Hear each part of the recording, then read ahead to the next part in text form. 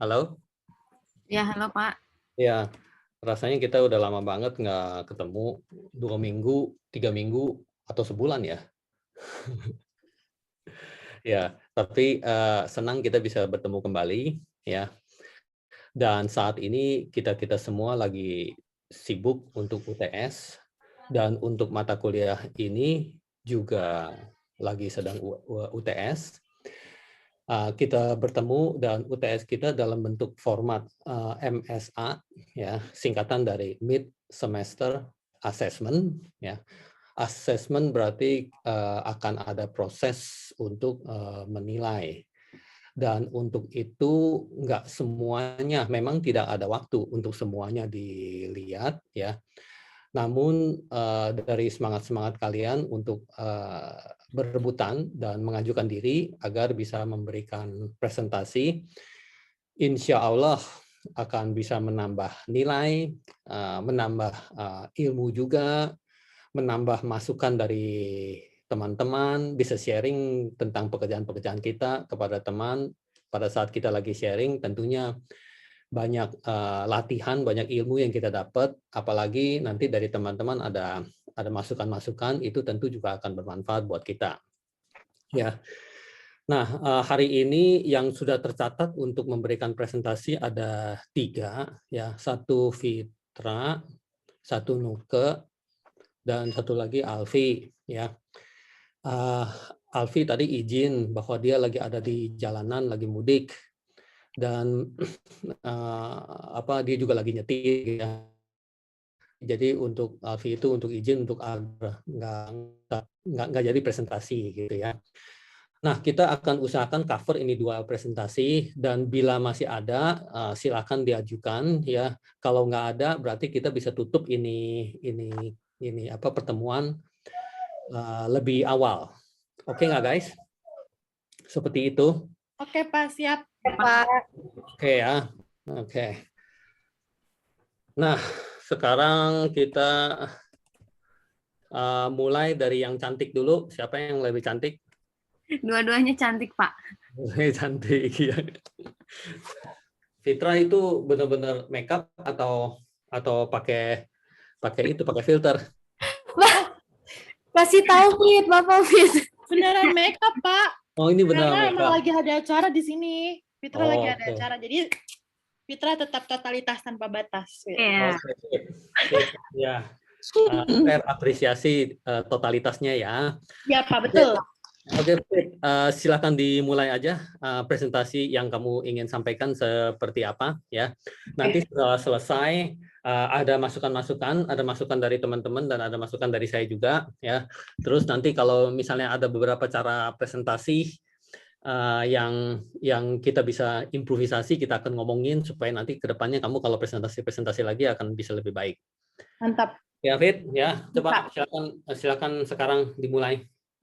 Ya, sebelumnya Fitra ucapkan terima kasih kepada Pak UR selaku dosen dari kelas ini, sehingga bisa Fitra sampaikan untuk capaian dari Mid Semester Assessment Fitra.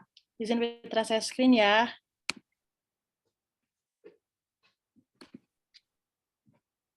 Oke. Sebelumnya di dalam grup WhatsApp grup sudah Fitra sampaikan untuk perihal scope MSF Fitra. Jadi bisa langsung dilihat di dalamnya ini ada 4 strategi atau data pendukung MSA. Tunggu Fit, ini kok nggak muncul, cuman black screen. Ya, belum maksimal share screen. Oh, belum maksimalnya udah maksimal belum? Belum ya? Belum, masih tulisannya Fitra Putri. Okay. Thank you.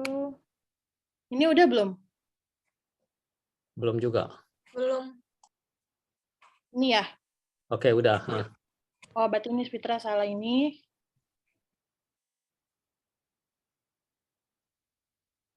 Sebentar. Nah, benar ini. Dah, oke, benar? Yes.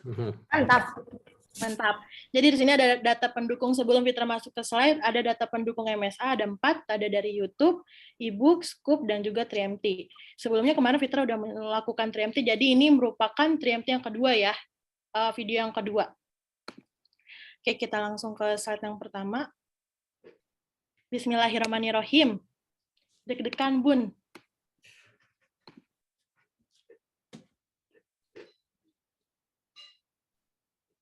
Oke, jelas ya.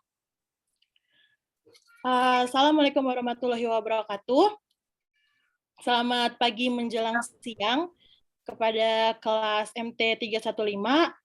Perkenalkan, saya Fitra Putra Ganda dengan NIM 2112536342. Bismillahirrahmanirrahim. Dengan kurang lebih, saya ada yang typo ini. Ternyata belum diganti 24 Aprilnya. 24 April yang harusnya sekarang tanggal 29 Mei dengan total slide kurang lebih 9 dan juga waktu yang akan berjalan 3 sampai dengan 5 menit. Di sini juga bisa kalian scan QR code juga.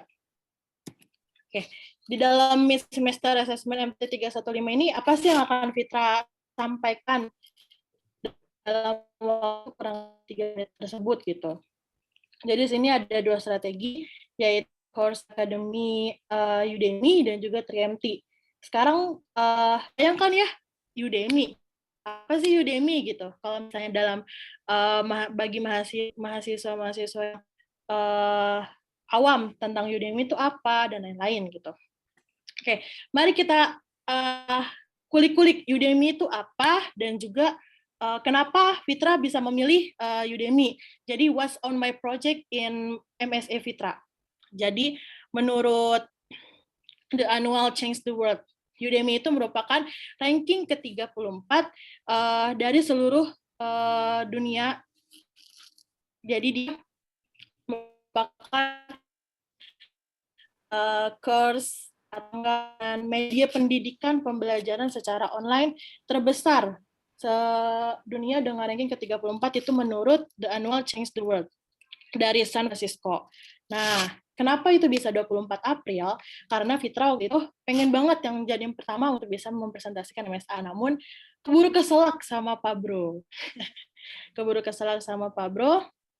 Nah, kemudian kita mau cerita-cerita sharing-sharing perihal perjalanan ya. Jadi dari awal masuk kuliah itu kalau nggak salah di bulan 16. Kalau di sini ada 6 Maret ya. Ya, 6 Maret itu kan kita ada perkuliahan matrikulasi.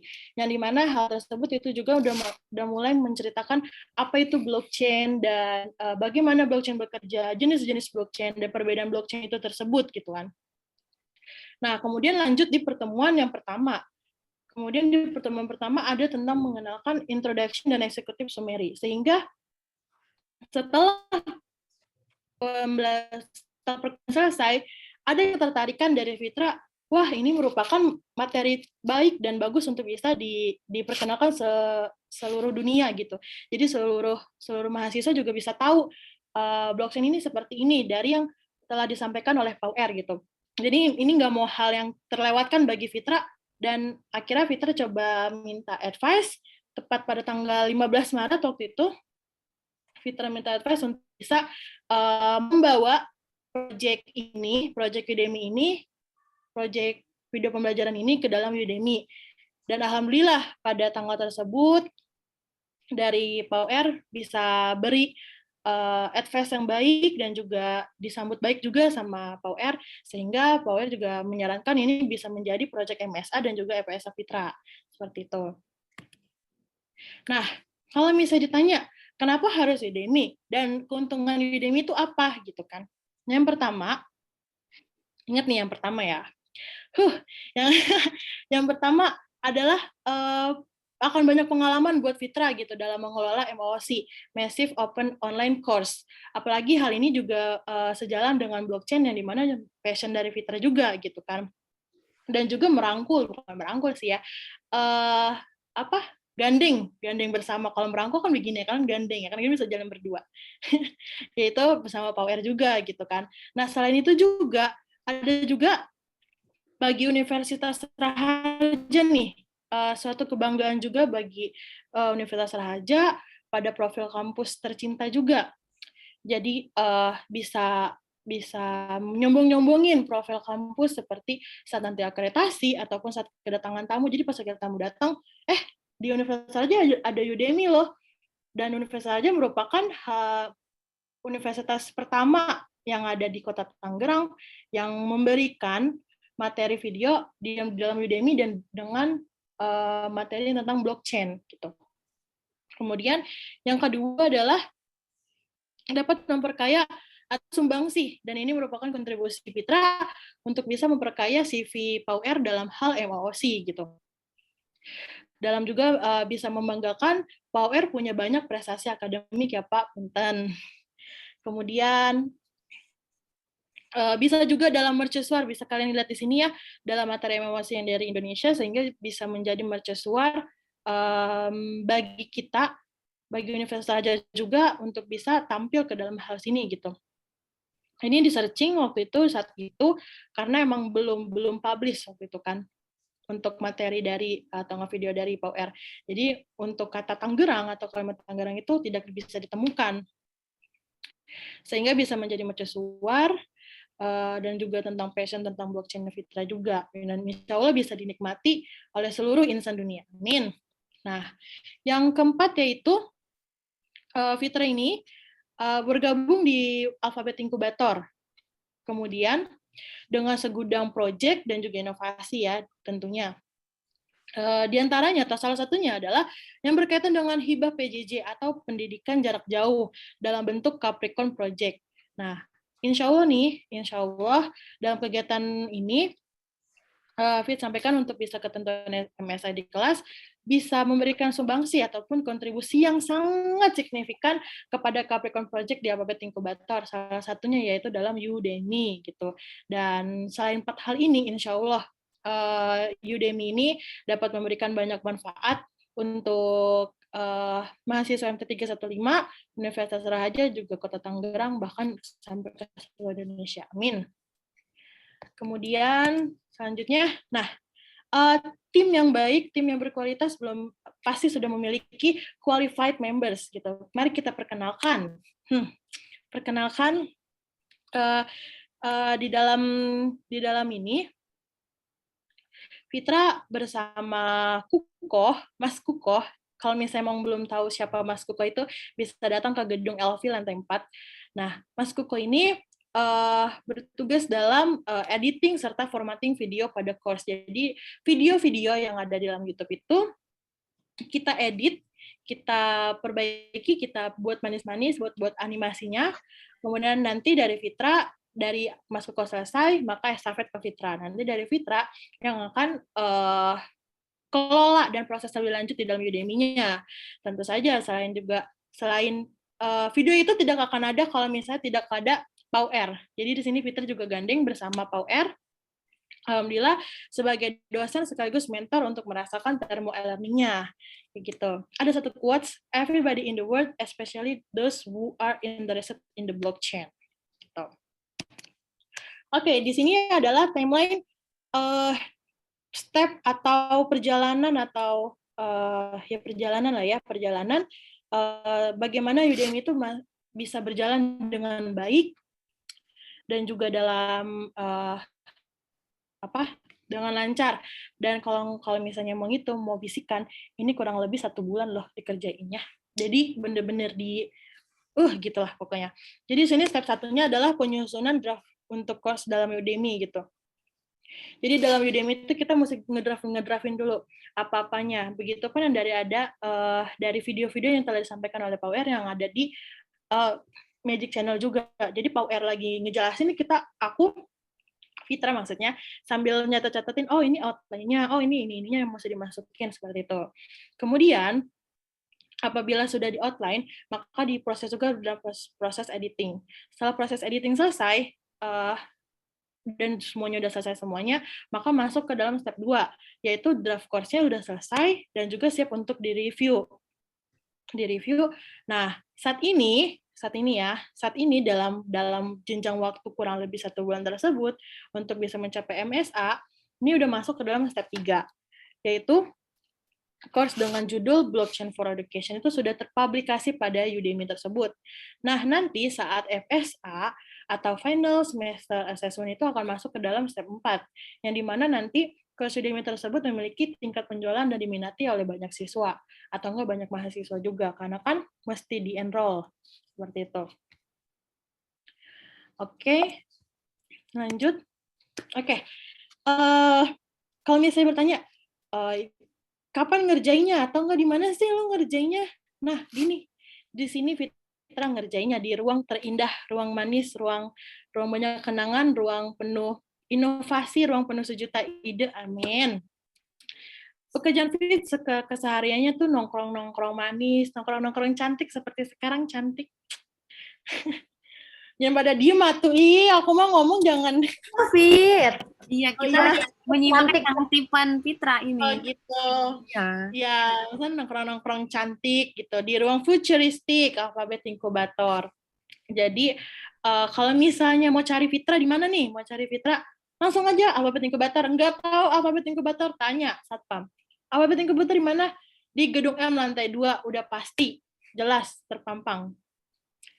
Center of Excellence Alphabet Inkubator gitu ya. Nah, dalam hal kan kalau misalnya kan udah tahu nih lokasi proyeknya di mana. Nah, bahwa pembelajaran blockchain ini akan termuat di emosi kelas dunia, yaitu dalam Udemy juga nih guys. Oke, selanjutnya. Nah, ini dia. Ini merupakan strategi kelas Udemy yang di step 2. Yang dimana step 1 dan step 2. Ini adalah step 1 yang dimana kumpulan-kumpulan video yang sudah diterekam pada Magic Channel di-download, kita edit lagi, kita perbaiki lagi, kita percantik lagi, sehingga kurang lebih mendapatkan 2 jam. Nah, ini udah selesai semua, maka kita perlu di-review sehingga ini terverifikasi akunnya sampai dengan 23 April. Nah, udah selesai nanti kalau udah di ACC sama Udemy-nya,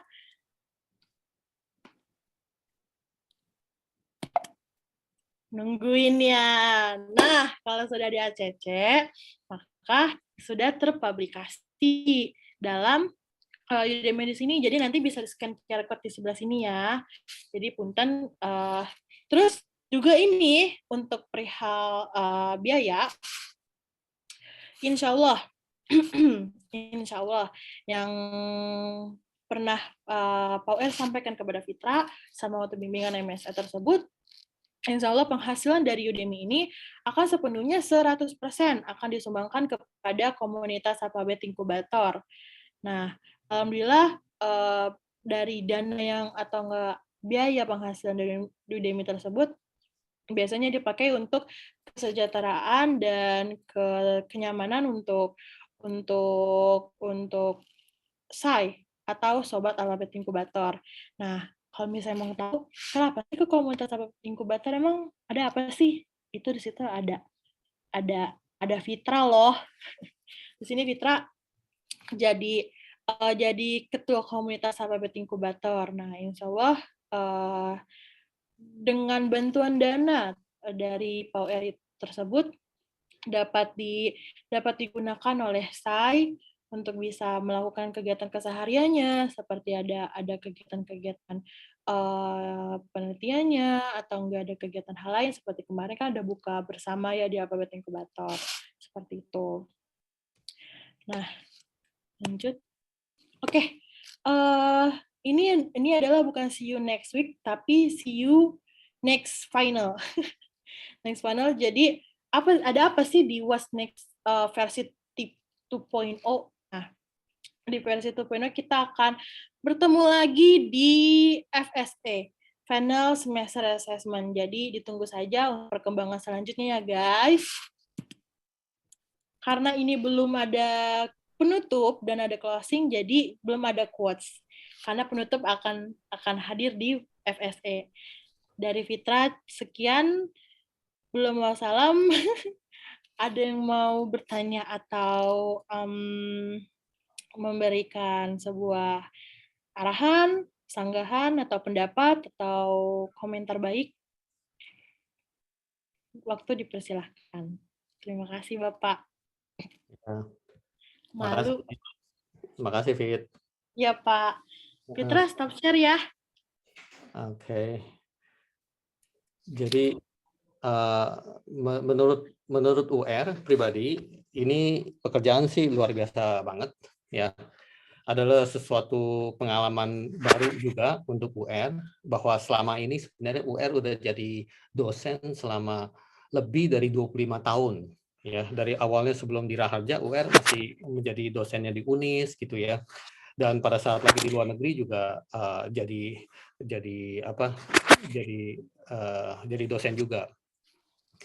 Tapi seiring dengan perkembangan zaman ya, dengan adanya apalagi di sekarang ini di 2020 2021 kita dilanda pandemi ya COVID-19. Terus perubahan shifting dari sektor edukasi itu sedemikian dahsyatnya ke arah MOOC ya, Massive Open Online Course ya, sehingga banyak universitas ternama yang di Amerika misalnya, yang dari Harvard, dari Stanford ya, dari mana lagi gitu ya, dari Berkeley dan sebagainya gitu, itu semua juga udah mengarah ke open online course ya, massive open online course. Mereka itu sudah jalankan dari sejak lebih dulu, walaupun sebelum pandemi dan sudah lebih sukses. Tapi kesadaran untuk orang-orang Indonesia ke arah ini mulai nampak pada saat ini pandemi. Artinya di zaman pandemi ini malah terbuka kesempatan-kesempatan untuk kita ini ingin belajar dari yang terbaik gitu loh. Misalnya saya ingin belajar dari seseorang yang ada di Harvard, di Stanford gitu ya, yang dari Amerika yang memang udah ahlinya, memang yang dari asalnya banget ilmu ini jalannya gitu ya. Itu semua bisa memungkinkan ya. Namun kalau kita tanya kepada pribadi kita sendiri bahwa kita adalah konsumen yang baik, ya karena kita lihat ada makanan enak di mana kita makan gitu ya, ada pelajaran yang bagus di mana kita ambil gitu ya. Tapi timbullah sebuah pertanyaan, kalau selama ini kamu jadi konsumen ya, apakah kamu bisa jadi produsen ya? Berarti kamu sendiri itu mau capek-capek bikin, capek-capek juga ingin mensumbang ilmu kepada dunia. Kok bilangnya kepada dunia sih? Ya, kalau kita sudah masuk ke dalam Udemy, berarti kalau di Amerika, ya kebetulan ada orang Indonesia ya, yang mau belajar tentang blockchain, tapi juga ingin nyaman pakai bahasa Indonesia, karena di dalam situ semuanya bahasa Indonesia semua ya. Nah, itu bisa dinikmati. Atau di Indonesia ini memang udah ada 250 juta orang yang nyamannya berbahasa Indonesia.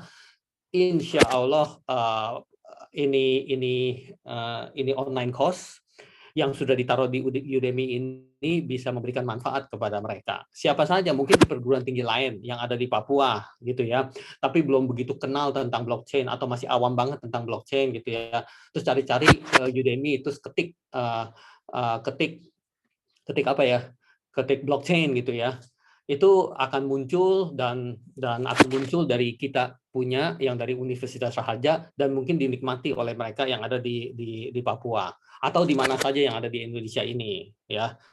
Ya, jadi Indonesia dengan bahasa Indonesia merupakan sebuah komunitas yang sangat luas. Kenapa? Karena Indonesia itu udah nomor 5 terbesar penduduknya di dunia ini ya, dengan adanya lebih dari 250 juta, bahkan udah mau mendekati 300 juta dari penduduk yang ada di dunia ini, seperti itu ya. Dan UR tentunya kalau ingin menjalankan ini nggak bisa lakukan sendiri ya, dibantu sama anak-anaknya yang termotivasi. Berarti UR juga nggak bisa nyuruh-nyuruh gitu loh, kamu bikin ini ya gitu ya, itu nggak bisa nyuruh-nyuruh. Tapi nanti ada anak-anak yang termotivasi ingin melakukan sesuatu dan tanya, berkonsultasi dan minta bimbingan. Nah, itu diarahkan sehingga bisa mendapatkan hasil yang seperti ini ya. Jadi alhamdulillah banget ya. Dan kalau dari sisi ilmu blockchain ya, dilihat-lihat di Indonesia ini ya, sebanding dengan perguruan tinggi negeri yang lain, ya rasanya dari Raharja udah banyak berkiprah gitu loh, ya. Dilihat dari sisi mana aja. Oke, dari sisi publikasi ilmiah, berapa yang tampil di Google Scholar, berapa yang tampil di Scopus, ya. Dan dari situ kamu bisa bahwa Universitas Raharja mendominasi, gitu loh, ya. Lalu sekarang lebih-lebih lagi, juga udah ada MOOC-nya tentang blockchain juga, yang berbahasa Indonesia juga, ya. Yang ada di Udemy itu juga bisa dilihat oleh orang yang nanti orang-orang bisa lebih mengakui bahwa di sini sumber untuk berkarya tentang blockchain. Di mana kalau misalnya ada pendanaan, baik itu pendanaan dari pemerintah, swasta, baik nasional maupun internasional, itu akan mengarahnya ke kita, insya Allah, ya. Mereka akan cari ke Google, wah ternyata di sini banyak kerjaan nih tentang blockchain nih. Yuk kita datang, misalnya mereka datang atau nge-Zoom, ya. Yuk kita kerjakan ini project sama-sama dan sebagainya. Nah, disitulah keilmuan itu mulai bangkit, dan keilmuan itu justru bangkit di Raharja, gitu loh. Itu semua masih merupakan doa-doa dan berkat kita didoain semua oleh kita semua, oleh mahasiswa-mahasiswa yang ada di sini semua. Semoga ini semua bisa terwujud dengan baik, ya. Tadi presentasi Fitra bagaimana? Menurut saya sudah bagus, sudah manis, ya. Beberapa poin saya catat untuk bertanya, kok ininya nggak ada, kok itunya nggak ada, gitu ya. Tapi di dalam slide berikutnya ternyata Fitra juga sudah jelaskan. Jadi saya nggak banyak komentar tentang apa yang Fitra sampaikan, ya. Lumayan sudah disampaikan semua dalam kurun waktu yang sangat terbatas, 3 menit, 5 menit, mungkin 10 menit, gitu loh, ya. Itu penyampaian dari UR secara pribadi, dan UR apresiasi anak-anak yang semangat gitu dan mau berkarya, di mana pada saat melakukan editing itu dia juga harus nonton videonya berulang-ulang, ya. Mungkin bosan gitu ya, tapi harus dilakukan berulang-ulang, dan keilmuannya semoga bisa lebih menyerap karena hal-hal yang kita dengerin berkali-kali banget gitu loh, ya. Itu semua baiklah untuk kita semua. Jadi untuk komentar dari UR sekilas seperti itu. Apakah dari teman-teman ada beberapa sanggahan? Silakan. Assalamualaikum warahmatullahi wabarakatuh. Salam. Ya, terima kasih Fitra udah sharing mengenai MSA dan juga tadi Udemy blockchain-nya punya POR ya untuk perkuliahan POR. Menurut Vio ini keren banget sih karena biasanya kita cuma lihat dari YouTube kan atau enggak dosen ngejelasin di kelas, tapi ini bisa ada Udemy-nya, dan kalau misalnya kita nanti selesaikan Udemy ini juga bisa dapat sertifikat kan ya Fit ya? Betul sekali. Nah, ini bisa membantu kita untuk makin mempelajari blockchain-nya makin dalam gitu kan. Dan menurut Vio ini bisa di-share ke semuanya sih, nggak cuma untuk Raharja doang kan, jadi lebih bermanfaat. Nah, kalau misal dari Fitra, targetnya untuk FSA nanti itu mau berapa nih yang menjadi studentnya di Udemy ini gitu, dan berapa reviewnya gitu misalnya. Terima kasih. Kalau misalnya, BTW thank you ya Vio untuk tanggapannya. Vio orang pertama yang menanggapi, aduh, jadi sayang aku. Untuk target FSA ya, belum nggak muluk-muluk sih ya, insya Allah semoga hal tersebut tercapai ya. Dan ini juga terrecord apa yang sudah disampaikan gitu kan. Ya insya Allah lah. Untuk ini 5 student enrollment ya, 5, dan insya Allah nanti bisa lebih mencapai dari targetnya gitu. Harusnya bisa 50 dong, Fit. Masa cuma 5? Dari total kelasnya aja Fit berapa? Iya. Kan ada 250 juta tadi saya katakan. Iya, Ya. 20 juta bener Pak, 50. Maaf. Masih banyak yang bayi dan balita sih. Nggak tahu yang bayi dan balita mau belajar blockchain apa enggak. Mau Pak, mau. Ini di sini ada 29. Nah, 29 di sini ya guys ya. Jangan lupa di enrollment ya untuk Udemy dari POWR. Di kalian enroll Udemy-nya POWR itu sama saja mahasiswa-mahasiswa di sini mensupport atau mendukung kegiatan dari POWR dan juga Universitas Raharja, guys. Ya, Fitra. Jangan lupa dipromosiin ke itunya, Fit. Kosannya apa sih? Aduh. Si kamu mau buka aib kosan ih. Asrama ya bener. Kamu mah jangan buka asrama dulu di sini. Soalnya ada di bawah. Tapi tadi tambahan yang bagus dari Vio yang UR sebenarnya lupakan. Thank you ya Vio. Bahwa di dalam Udemy ini dia bisa dengan cantik connect ke LinkedIn. Ya, LinkedIn kan sekarang juga udah lagi naik daun banget. Udah dibeli oleh Microsoft gitu ya, sehingga banyak orang udah secara mandiri, secara bebas ya ngepost di LinkedIn. Karena ngepost di LinkedIn itu udah otomatis bisa dibaca banyak orang, dan headhunter berarti orang-orang yang lagi mau cari-cari pekerja-pekerja yang handal dan sebagainya, itu udah otomatis bisa lihat sendiri di dalam LinkedIn, nggak usah dikenal-kenalin oleh orang gitu ya. Dia lihat di situ, oh ya, saya lagi mau cari seseorang yang ahli tentang blockchain nih gitu, atau ahli tentang AI nih dan sebagainya. Itu dia udah cari di dalam situ sendiri. Juga dia bisa cari di dalam tombol kunci pencariannya, dia cari blockchain, itu akan bermunculan.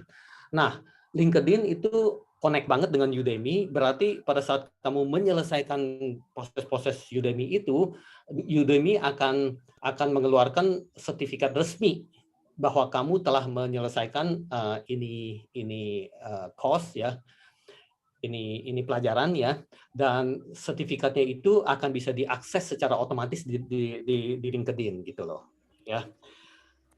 Ya, jadi bagi orang-orang yang ingin CV-nya cakep banget, ya udah dia masuk ke berbagai MOOC, terutama Udemy karena dia connect ya. Lalu di situ belajar misalnya belajar AI, belajar data science, belajar blockchain dan sebagainya. Itu semuanya akan keluar tuh pada di dalam daftarnya LinkedIn untuk orang tersebut.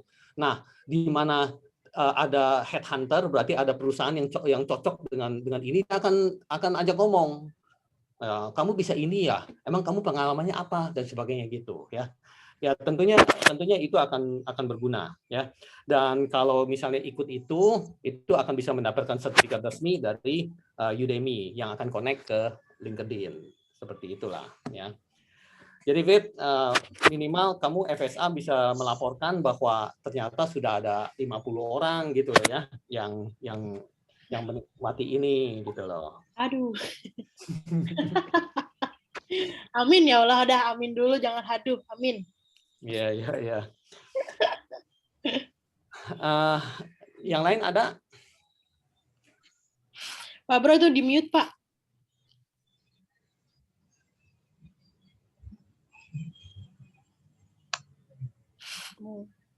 Pak Bro mau ngomong apa enggak ya itu ya?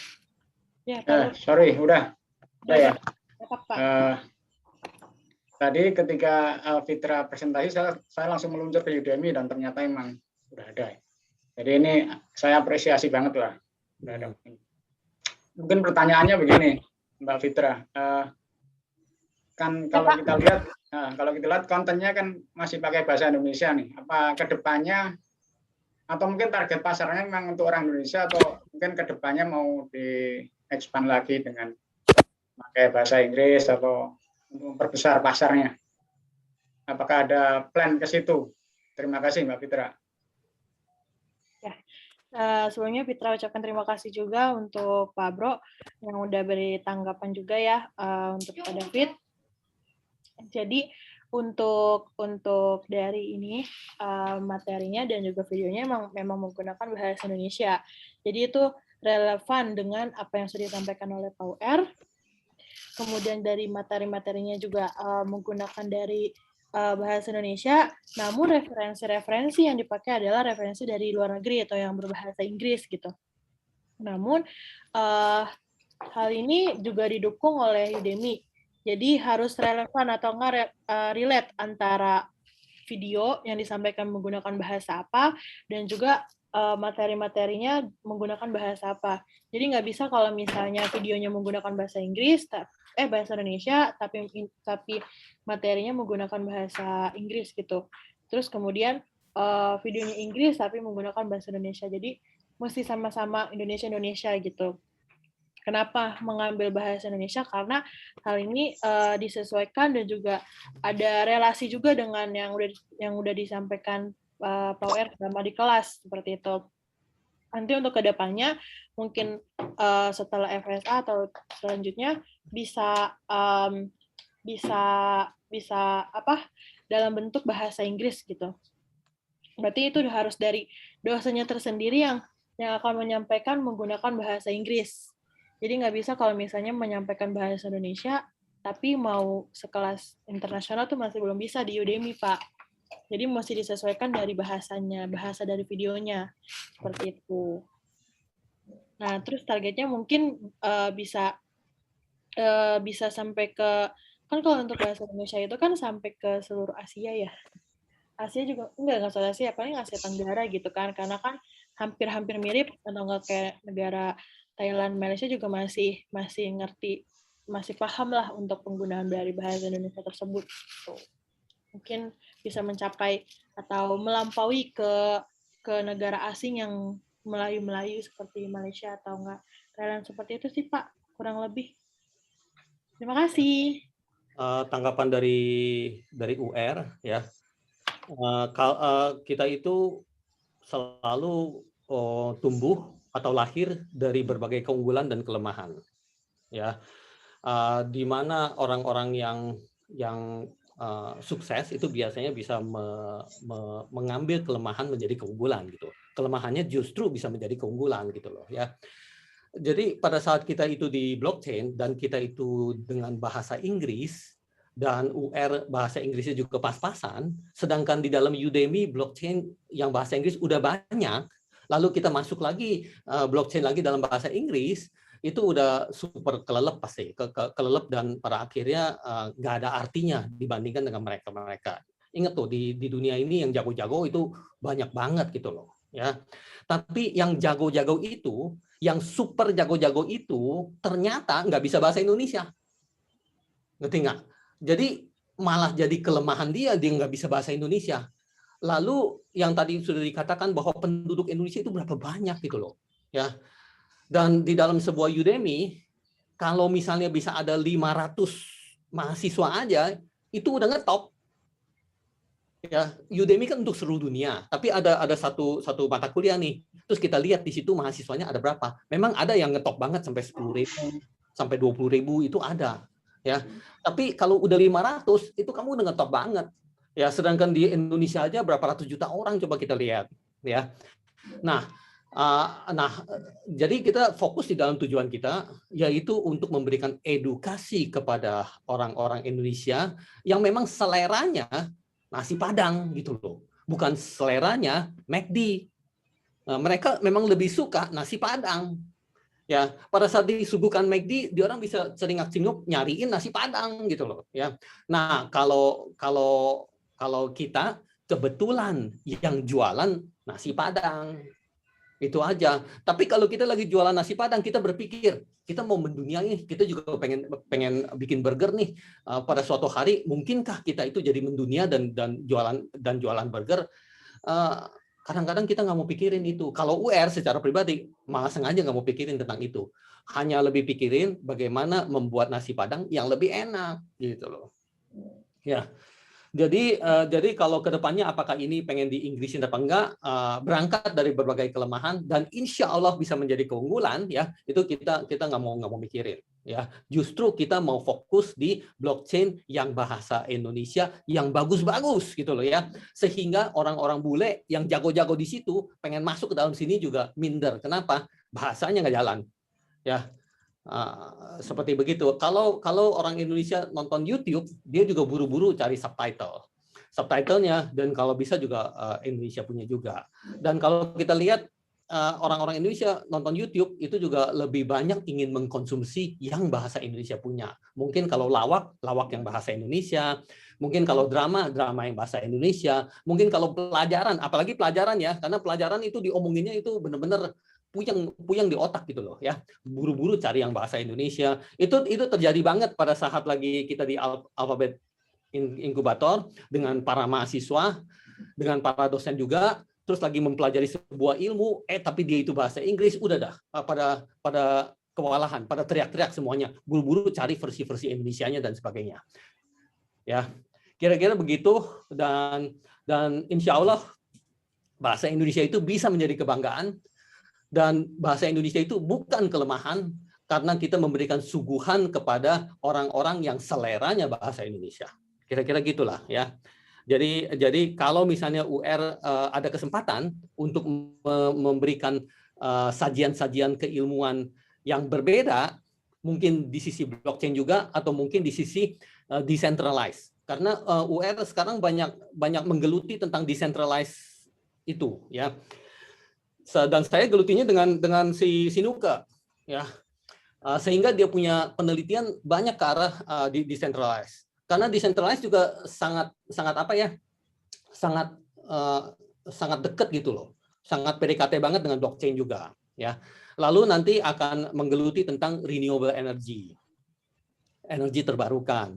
Dan kalau misalnya ilmu-ilmu yang berkembang di situ, di samping nanti menyajikan kepada mahasiswa-mahasiswa S2 dan sebagainya, UR juga akan berusaha untuk menyajikannya di Udemy sehingga bisa dinikmati oleh orang yang lebih banyak, tapi tetap bahasa Indonesia. Masa UR paksa-paksa pakai bahasa Inggris yang pelok, nanti hasilnya jadi apa? Mungkin lebih malu-maluin gitu loh. Oke guys, ya. Jadi ada tanggapan lagi yang lain?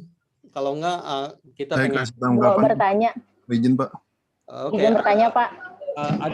Ada Ketut, terus ada siapa lagi? Satu lagi? Aulia. Alia ya. Oke. Mangga Alia dulu deh. Selamat siang semuanya. Terima kasih Pak Ur. Mau nanya nih ke Fitra, tadi udah lihat di Udemy-nya. Terus salah satu ada penugasan di course-nya. Mau nanya, tadi kan rencananya juga mau dihubungkan dengan link. Gimana sih standarisasi dari penugasannya? Apa sih perbedaannya dengan course yang lain? Kemudian ya terkait dengan standarisasi dengan penugasan yang diberikan oleh course dari Fitra itu, bagaimana sehingga course ini menjadi memiliki kredibilitas yang baik dan bisa dihubungkan dengan LinkedIn untuk memperbaiki CV-nya seperti itu. Terima kasih. Oke, UR jawab langsung deh ya. Lagi mau hemat waktu nih, ya Fit. Izin ya Fit. Ya Pak, terima kasih Pak. Ya, jadi kalau memangnya pernah Udemy gitu loh ya. Mungkin Alia nanya begini karena belum pernah Udemy. Ya. Kalau udah ada pengalaman Udemy, kita bakalan tahu bahwa Udemy itu ringan untuk diselesaikan. Ya. Jadi kebayangnya itu ada tes-tes yang berat-berat sehingga kita gagal itu cost dan sebagainya. Nah, ada Udemy juga ada Coursera ya. Coursera itu sesuatu MOOC juga, tapi untuk Coursera untuk diselesaikannya lebih nggak mudah ya, karena dia punya tes juga berat-berat dan sebagainya ya.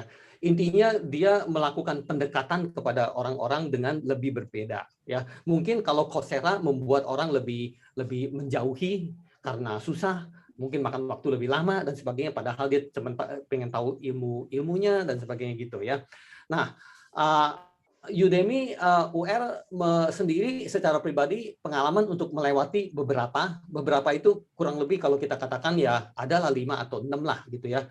Katanya pengen belajar Python, katanya pengen belajar blockchain, katanya pengen belajar JavaScript dan sebagainya, itu semua bisa dilalui melalui Udemy, dan sekiranya lumayan ringan. Nggak semua ya, tapi lumayan ringan. Ya, ada yang belajarnya rumit banget sampai programmingnya harus diikutin banget, kalau nggak terus gitu ya. Tapi yang ringan-ringan juga banyak. Oke. Nah, untuk itu Alia kalau masuk ke dalam situ rasanya standarisasinya juga atau tes-tesnya dan sebagainya takut nggak lulus dan sebagainya itu nggak usah terlalu khawatir sih. Ya. Oke, berarti ujung-ujungnya kan dapat sertifikat yang resmi dari Udemy kan, ya bisa dicek langsung ke dalam Udemy kan, dan bisa connect ke LinkedIn kan, itu rasanya akan lancar. Ya nggak usah ditakutin gitu loh. Maka Mas Ketut. Iya Pak, makasih Pak. Pertama ya sama kayak Viola, keren banget setelah lihat dari Udemy juga. Terus kalau dari saya coba ngelihat membandingkan lah ya.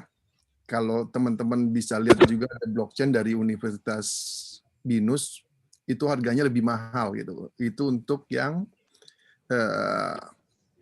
fundamental gitu. Dan ini udah ke spesifik, harganya tadi lihat sih udah 29 dolar gitu. Tapi tadi sebenarnya saya sempat pas cari tuh dapat ada link yang diskon gitu, jadi 66.000 gitu. Tapi tadi pas saya cari lagi nggak ada lagi tuh. Nah maksudnya adalah dari Fitra atau apa bisa di-share kalau dia pada saat diskon gitu kan. Itu biar bisa setidaknya ada 1 dulu atau 2 yang udah register. Saat ini kan belum ada student ataupun yang bisa ngasih ini gitu. Nah itu yang bisa biar orang jadi ke-influence gitu. Oh udah ada yang daftar, oh saya jadi ikut gitu. Karena kalau belum sama sekali orang juga agak ragu-ragu memang gitu. Jadi biar ada 1 atau 2 dari internal atau apa gitu, biar bisa ngasih tanggapan di dalam komennya sehingga pada saat ada orang yang lain mencari juga melihat oh dari komennya bagus, oke saya juga mau lakukan hal yang sama gitu. Itu sih saran dan ya itu lebih kalau saya lihat yang lebih murah tapi lebih ini juga kan lebih spesifik ke pendidikan itu bahkan secara materi lebih bagus dan waktunya juga lebih lama gitu dibandingkan kalau saya tadi ngelihat itu ada yang dari BINUS itu pengenalan blockchain gitu. Harganya itu 39,99. Sedangkan yang tadi itu ada 29 gitu. Itu lebih murah. Itu yang ini ya Mas Ketut ya. Itu bisa di endorse. Oh, ini lebih murah nih kalau mau biar lebih mengerti gitu. Jadi itu sih. Terus ada agak ini terkait yang tadi kan bahasa Inggris tuh. Nah, course kontennya ini cuman ini bahasa Inggris ya. Tadi saya pikir wah dalamnya bahasa Inggris kali ya. Nah, pas di dalam pasti bahasa Indonesia, cuman course kontennya aja yang bahasa Inggris sih. Atau memang seperti itu kali ya. Memang memang seperti itu Mas. Kalau waktu itu sempat Fitra ada referensi juga. Jadi kalau misalnya itu course kontennya dia kontennya itu menggunakan bahasa Inggris dan itu udah lulus review dari Udemy-nya juga. Jadi it's okay gitu. Okay. Tapi ngomong terkait ini berapa persen sih yang didapat dari pembuat video ini gitu? Berapa persen Mas? Iya, intinya kalau ada orang bayar 100.000, saya sendiri dapat berapa? Atau saya sendiri yang katanya mau disumbangkan ke dalam alfabet inkubator, saya gitu ya, itu emang saya bisa dapat berapa gitu ya? Itu saya belum bisa jawab tuh, karena ini juga dari kita baru posting ya, dan belum pernah dapat duit juga dari mereka ya. Udemy ya. Ya. Pada dasarnya Mas Ketut udah memberikan beberapa poin-poin menarik. Salah satunya adalah kalau itu masih nol banget, biasanya orang ragu bahwa dalamnya akan jelek dan sebagainya gitu ya. Cuman di dalam Udemy selalu orang nggak khawatir. Kenapa? Karena setelah kita udah bayar pun, terus kita udah nonton semua selesai pun, tapi kita nggak happy, ya itu juga bisa minta pulangin duit. Semuanya pulangin duit gitu loh ya. Misalnya saya bayar 389 atau lagi diskon jadi 63.000 dan sebagainya. Lalu kita pikirannya 63.000 ini seperti kayak makan nasi Padang gitu loh ya. Udahlah bayar gitu ya. Terus habis itu mulai open dong course-nya. Terus kita nonton. Sebentar juga selesai kan? Kalau memang ada waktu 1-2 hari juga selesai. Terus berasa bahwa ini mah payah lah, aku nggak banyak belajar dari sini, mau minta duitnya kembali gitu. Tinggal pencet tombol, ya pencet tombol udah, habis itu duitnya kembali ke kamu gitu loh ya.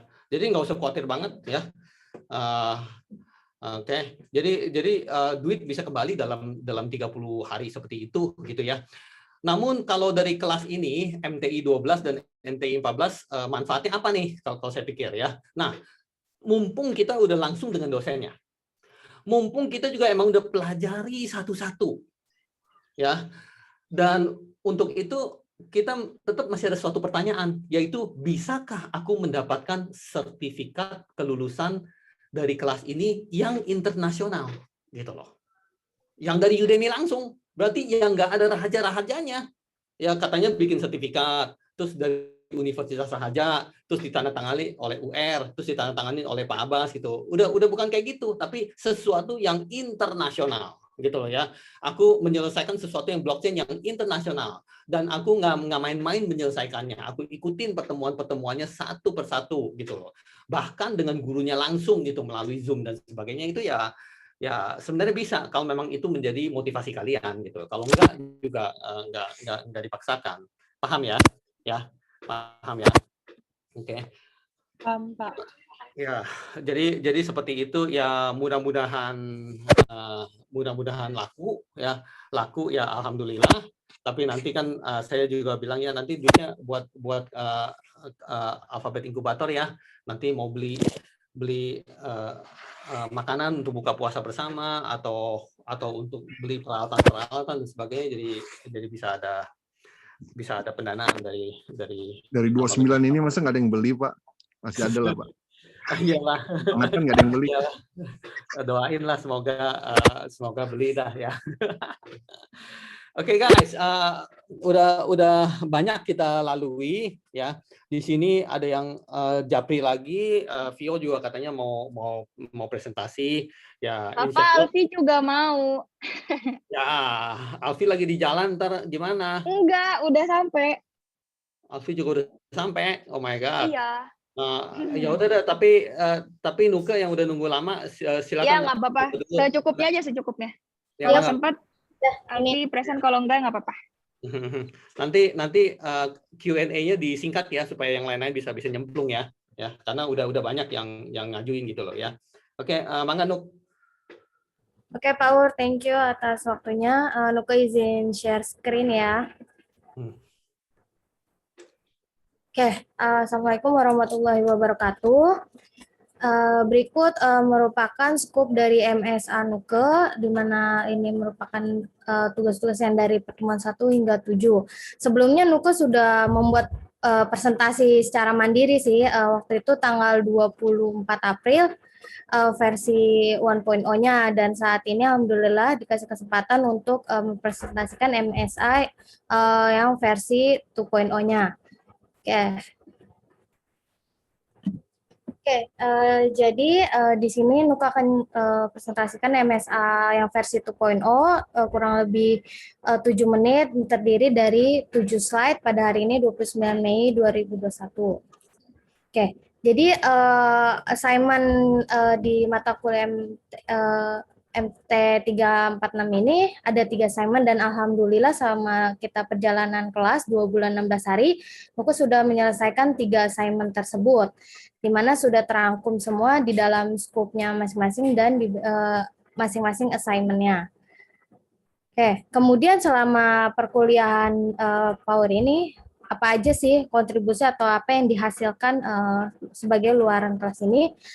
Di sini Nuka terdapat 8 jurnal yang telah dihasilkan, di mana 3 yang di mana 1 yang telah accepted, artinya sudah muncul di dalam Rainbow Scholar. Sorry. Jadi ada 2 jurnal yang sudah terbit dalam Rainbow Scholar, di Sinta S2 dan Sinta S4 di ATM, karena ini sebelumnya last update-nya tanggal 24 April, saat itu ngasih revisi, dan alhamdulillah saat ini sudah terbit. Kemudian ada revisi di Sinta S2 bagian Ilkom, dan terdapat 3 jurnal yang telah disubmit masing-masing, dan saat ini masih awaiting assignment, dan 1 buah jurnal yang masih ongoing untuk finalisasi hasil dari kelas Business Intelligence System ini. Oke, selanjutnya kontribusi Nuke selama ini yaitu ada mengikuti event Kedai Reka, di mana Kedai Reka ini merupakan sebagai, Kedai Rekanya itu sendiri sih sebagai tempat atau wadah untuk mengembangkan cipta hasil karya dari mahasiswa atau yang anak bangsa untuk mempertemukan antara si dunia industri dengan perguruan tinggi. Jadi dunia industri dan perguruan tinggi ini dipertemukan di Kedai Reka ini untuk berkolaborasi, di mana saat tanggal 21 April alhamdulillah telah submit dengan tema aplikasi pembelajaran berbasis gamifikasi blockchain. Lagi-lagi kita submit mengenai blockchain. Selain ini ada gamifikasi, ini juga ada yang dari Universitas Raharja, itu ada PAUR tentang sertifikat digital berbasis blockchain atau ABC. Dan ini diwakilkan oleh Vio ya, Vio. Oke, dan Kedai Reka ini yang kita ajukan sebanyak 660 juta dengan membawa 5 dosen dan 6 mahasiswa. Seperti itu. Oke, untuk mendukungnya tesis, sebelum itu Nuke mau ceritain tentang Vanguard dulu sebelumnya.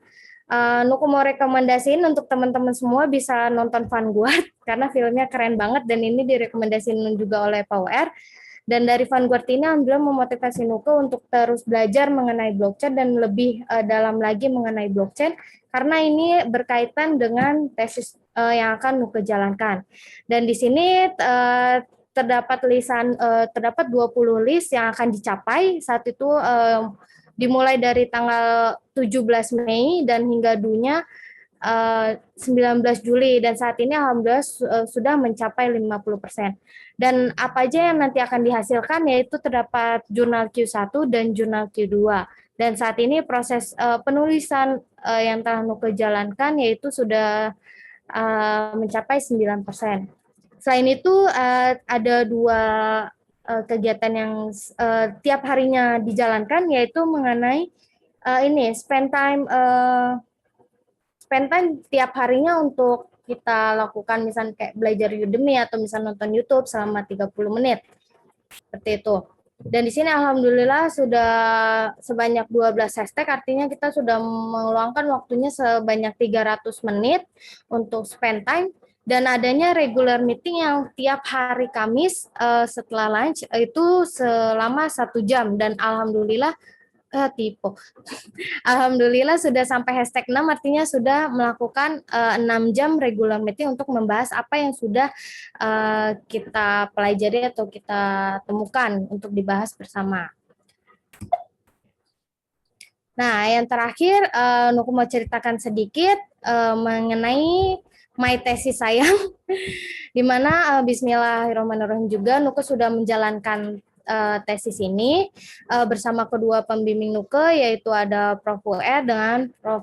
Henry. Di mana minggu lalu atau mulai dari 20 Mei Nuke sudah mengerjakan bagian dari chapter 1 dari prosesnya di mana waktu itu dunya tanggal 30 Mei. Namun alhamdulillah telah diselesaikan pada tanggal 24 Mei 2021 artinya bisa lebih cepat. Dan alhamdulillahnya juga untuk bab 1 ini kemarin setelah bimbingan CSB pertama, bab 1 ini telah di-ACC oleh Prof. UR sendiri. Kemudian mau cerita sedikit juga bahwa dari bimbingan Prof. UR atau Riot sendiri, di sini Nuke dan Alfi berkolaborasi untuk menciptakan kerangka dari tesisnya, dari proses menggunakan overleaf atau latex kayak gitu. Jadi sampai saat ini sepengetahuan Nuke juga belum ada di Universitas Raharja dari tesis maupun skripsinya pengerjaannya menggunakan latex atau overleaf ini. Jadi semoga dari Nuke maupun Alfi dan yang lainnya bisa berkontribusi lebih untuk menciptakan kerangka tesis berbasis Overleaf ini. Kayak gitu. Dan alhamdulillah chapter 1 telah diselesaikan dalam Overleaf dengan 19 halaman dan 28 referensi. Oke, cukup sekian MSA Nuke kali ini yang versi 2.0. Sebentar mau pantun, si Cili beli ikan, ikannya banyak aksi. Alhamdulillah MSA Nuke selesaikan, semakin semangat, semakin mendistruksi. My thesis, my adventure. Thank you so much. Assalamualaikum warahmatullahi wabarakatuh. Oke, bagus Nuk. Balik sharing lagi ke halaman utama. Oke Pak, sebentar.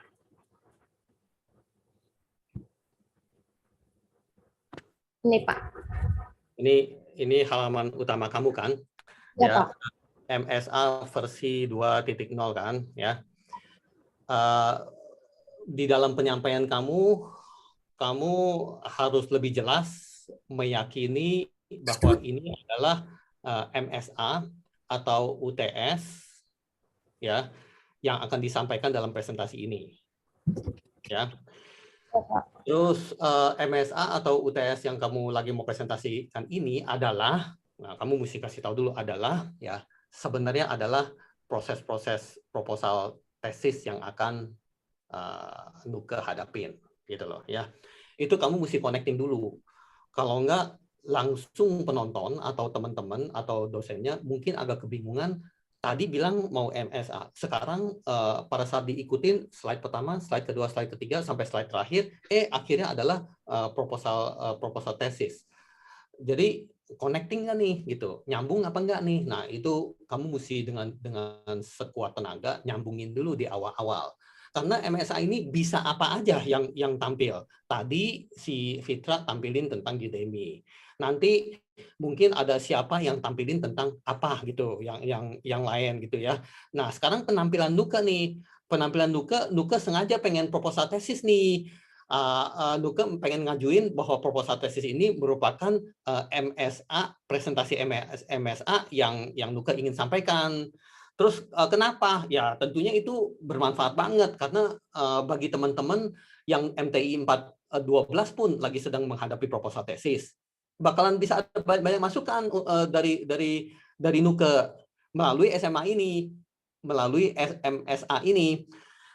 Lalu bagaimana dengan MTI 12? Suatu hari juga akan menghadapi proposal tesis kan, ya. Tentunya melalui presentasi MSA ini yang menyambungkan proses dengan MSA akan bisa bermanfaat buat teman-teman gitu loh.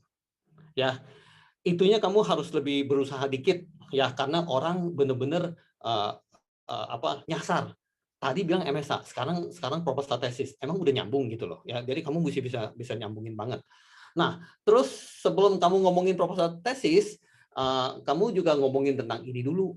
Itu dulu, mungkin tentang Vanguard dulu, terus sebelumnya tentang apa lagi nih? Pertama-tama tentang apa coba? Setelah ini, tentang assignment dulu, ya. Tentang apa lagi selanjutnya? Jurnal. Tentang jurnal dulu, gitu. Nah, kamu juga mesti bilang bagaimana ini berkaitan, bagaimana ini mendukung, gitu loh. Jangan sampai ceritanya kayak seperti pisah-pisah, ya. Tentunya nggak, misalnya MSA ini akan menjelaskan tentang proposal tesis. Tentunya untuk mencapai proposal tesis ini ada beberapa step yang berkaitan. Ya, ada step pertama ya, perkuliahan ini yang berjalan sekian berapa bulan itu berguna gitu loh ya, yang udah dihimpun dalam scope gitu ya. Terus kedua, jurnal-jurnal yang bukan tulis yang macam-macam tapi tulisnya khusus tentang blockchain semua yang berkaitan dengan nanti proposal tesis dan bisa juga mendukung. Mendukung artinya pada saat kamu lagi presentasi kamu bilang bahwa saya punya paper blockchain, saya nggak bilang ya tentang paper yang lain ya, paper tentang blockchain udah ada segini banyak gitu loh. Waduh, itu anak kuat banget gitu loh, masuk ke proposal tesis tapi dengan publikasi yang begitu itu kuat banget sih ya. Jadi ini juga ada sambungannya. Jadi orang semua pengen tahu sambungannya ya. Nah, terus setelah ini kan ngomongin tentang Vanguard kan, coba ngomongin tentang kedai reka. Orang juga bingung nyambungnya gimana. Ya. Jadi kamu sambungin benang merahnya itu mesti jago bahwa nanti pada saat kamu proposal tesis, kamu juga ingin menciptakan sebuah keunggulan, ya, bukan sekedar saya proposal tesis saja, tapi saya juga kaitkan ini dengan kedai reka. Ya, hibah kedai reka, hibah pemerintah gitu ya. Jadi saya punya proposal tesis ini, proses ini ya, itu bertanding secara dunia. Ya, bertandingnya di kancah kedai reka. Maka dari itu saya omongin. Kalau enggak, ini nggak nyambung. Oke, lu jago. Ya, lu nyombongin tentang ini. Tapi gue nggak berasa itu nyambung. Gitu. Nah, mau nyombongin boleh, tapi mesti nyambung. Paham ya? Ya, itu yang saya rasakan pada saat lagi si Nuka jalanin gitu ya. Itu belum bisa sambung-sambungi. Nah, setelah itu baru pengen kuat kan? Ya. Setelah itu coba, kamu bilang film apa dan sebagainya itu supaya santai itu bagus ya. Di sini lagi menceritakan bahwa aktivitas-aktivitas untuk kita menapak ilmu ya, sampai ilmu kita naik lagi dan sebagainya itu mesti sampai sedemikian rupa. Seperti apa itu kamu sampaikan itu bagus ya, yang sehingga nanti membawa kamu ke dalam proses gitu loh ya. Nanti perjalanan dari teman-teman yang lain untuk mencapai proses itu semuanya beda-beda. Tapi kamu sharing, kamu punya perjalanan. Ya, tentunya bisa bermanfaat. Ya, nah saya di sini menyarankan agar kamu connecting-nya bisa lebih bagus. Oke, guys. Ya, Pak. Thank you. Ya, tapi jujur saya bilang ya, ini anak dahsyat banget sih, ya luar biasa. Ya, mana ada anak yang bisa begitu, gitu loh ya. Tapi itu juga saya sih nggak nyuruh ya. Saya sih kepada anak-anak sini terserah kalian pengen keluarin 1 kilo punya tenaga, mangga ya. Mau keluarin 1 kintal punya tenaga juga mangga gitu. Mau keluarin 1 ton gimana, mangga juga gitu ya. Enggak ada paper gimana, tetap lulus ya. Ada 10 gimana, ya tetap lulus juga ya, nanti lulusnya lebih bagus gitu loh ya. Jadi nggak ada sesuatu yang harus ya, punten ya anak-anak ya, nggak ada sesuatu yang harus, hanya adalah panggilan hati dari kalian masing-masing bila mau ya. Nanti kalau udah pintar, bukan dosennya tambah pintar, bukan, anaknya tambah pintar gitu loh ya. Jadi kamu bukan capek-capek untuk dosennya pintar, bukan, tapi kamu capek-capek untuk dirimu sendiri pintar gitu loh. Oke. Jadi udah mungkin saya bisa lanjut untuk kasih kesempatan, karena untuk minggu depan saya udah nggak bisa kasih kesempatan untuk kalian presentasi lagi untuk MSA ya, karena perkuliahan udah mesti mulai lanjut lagi tentang blockchain yang lebih lanjut gitu loh ya. Jadi kesempatan untuk presentasi hanya sampai di minggu ini aja gitu ya. Nah, di sini ada yang mengajukan, ada Alfi, ada Vio. Coba mangga Vio dulu. Oke, Vio dulu ya. Ya, Vio dulu.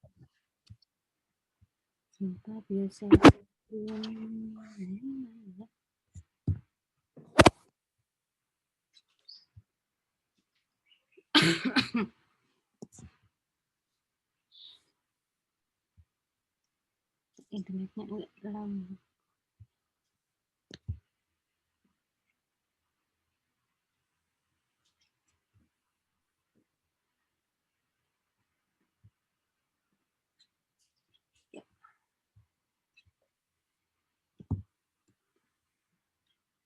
Terima kasih sebelumnya atas POWR kesempatannya Vio untuk melakukan MSA di pertemuan kali ini. Di sini Vio telah menyiapkan untuk MSA ada 4 jenis file sebenarnya, ada presentasi, narasi, video, dan juga ada papernya. Nah, tapi di sini kita mau share mengenai presentasinya ya, slide presentasi di MSA kali ini. Hello everybody, welcome back to sharing bersama Vio. Kali ini, di hari yang cerah ini, Vio akan sharing MSA mengenai Story of My Blockchain Research Life yang terangkum dalam 7 slide dalam waktu kurang lebih 10 menit ya guys. Kalau yang mau baca lagi slide-nya, nanti bisa scan QR code yang ada di sini. Ada QR code. Semua berawal dari perjalanan paper Vio semenjak di S1. Ya, di mana untuk mencapai kesuksesan lulus S1, Tepatnya di tahun 2019, Vio telah berjuang melakukan penelitian sehingga dapat menghasilkan 6 buah jurnal. Dan dari 6 jurnal tersebut, yang paling membanggakan adalah yang ini nih. Salah satunya terbit di IEOM Toronto dan terindeks Scopus. Dari situ, Vio semakin semangat untuk melakukan penelitian. Sehingga dari 2019 hingga 2021 telah tercipta lagi 16, totalnya 16 jurnal. Kalian bisa langsung ceki-ceki di Google Scholar nih, ini di Google Scholar yang ada di sini. Begitu banyak hal yang dibahas di dalam jurnal tersebut terkait dengan teknologi. Tetapi terdapat 7 jurnal dari 16 ini 7 jurnal yang dipresentasikan senilai 43,75% itu membahas tentang teknologi blockchain. Begitu besar daya tarik blockchain sehingga mengobarkan semangat Vio dalam menulis paper. Dan dari keseruan tersebut, maka Vio telah menghasilkan 5 buah jurnal yang terindeks Scopus dan juga masuk ke dalam ranking Sinta di Universitas Raharja, yang saat ini Vio telah menduduki peringkat 25 se-Universitas Raharja. Hal ini menjadi suatu kebanggaan karena bisa berjuang bersama dosen-dosen, salah satunya Pak UR juga, untuk membuat Universitas Raharja semakin unggul di penelitian. Setelah itu, di tahun 2019, Vio berhasil menembus Scopus, tuh kan. Kini berkah dan pencapaian yang luar biasa juga datang menghampiri, karena dari paper yang Vio tulis berjudul Immutable Ubiquitous Digital Certificate Authentication Using Blockchain Protocol telah dilakukan submit nih pada 5 Juni 2020 ke dalam jurnal namanya Jurnal JARS. Menjadi penantian terpanjang dan yang paling deg-degan karena ini juga merupakan sebuah output dari hibah pendanaan PPD tahun 2019 yang ditulis bersama paper ini ada Pak Prof UR, Prof Nizar dari UI, dan juga Pak Panca dari yang kita udah kenal kan pastinya tuh. Hampir 1 tahun penantian, akhirnya di tanggal 17 Januari 2021, Vio mendapatkan kabar bahwa paper ini telah diterima dengan revisi. Akhirnya dilakukan revisian dengan semaksimal mungkin menjawab setiap pertanyaan dari reviewer dan disubmit kembali. Setelah direvisi, Vio submit kembali pada tanggal 25 Januari 2021. Dan akhirnya mendapat berkah nih di dalam bulan puasa pada saat itu, dan juga bertepatan dengan Hari Kartini, yaitu di tanggal 21 April mendapatkan email bahwa paper ini diterima di JARS yang akan terindeks Scopus Q1. Alhamdulillah. Paper ini membahas apa sih? Yaitu membahas tentang bibliometric analysis and review dari 387 blockchain research.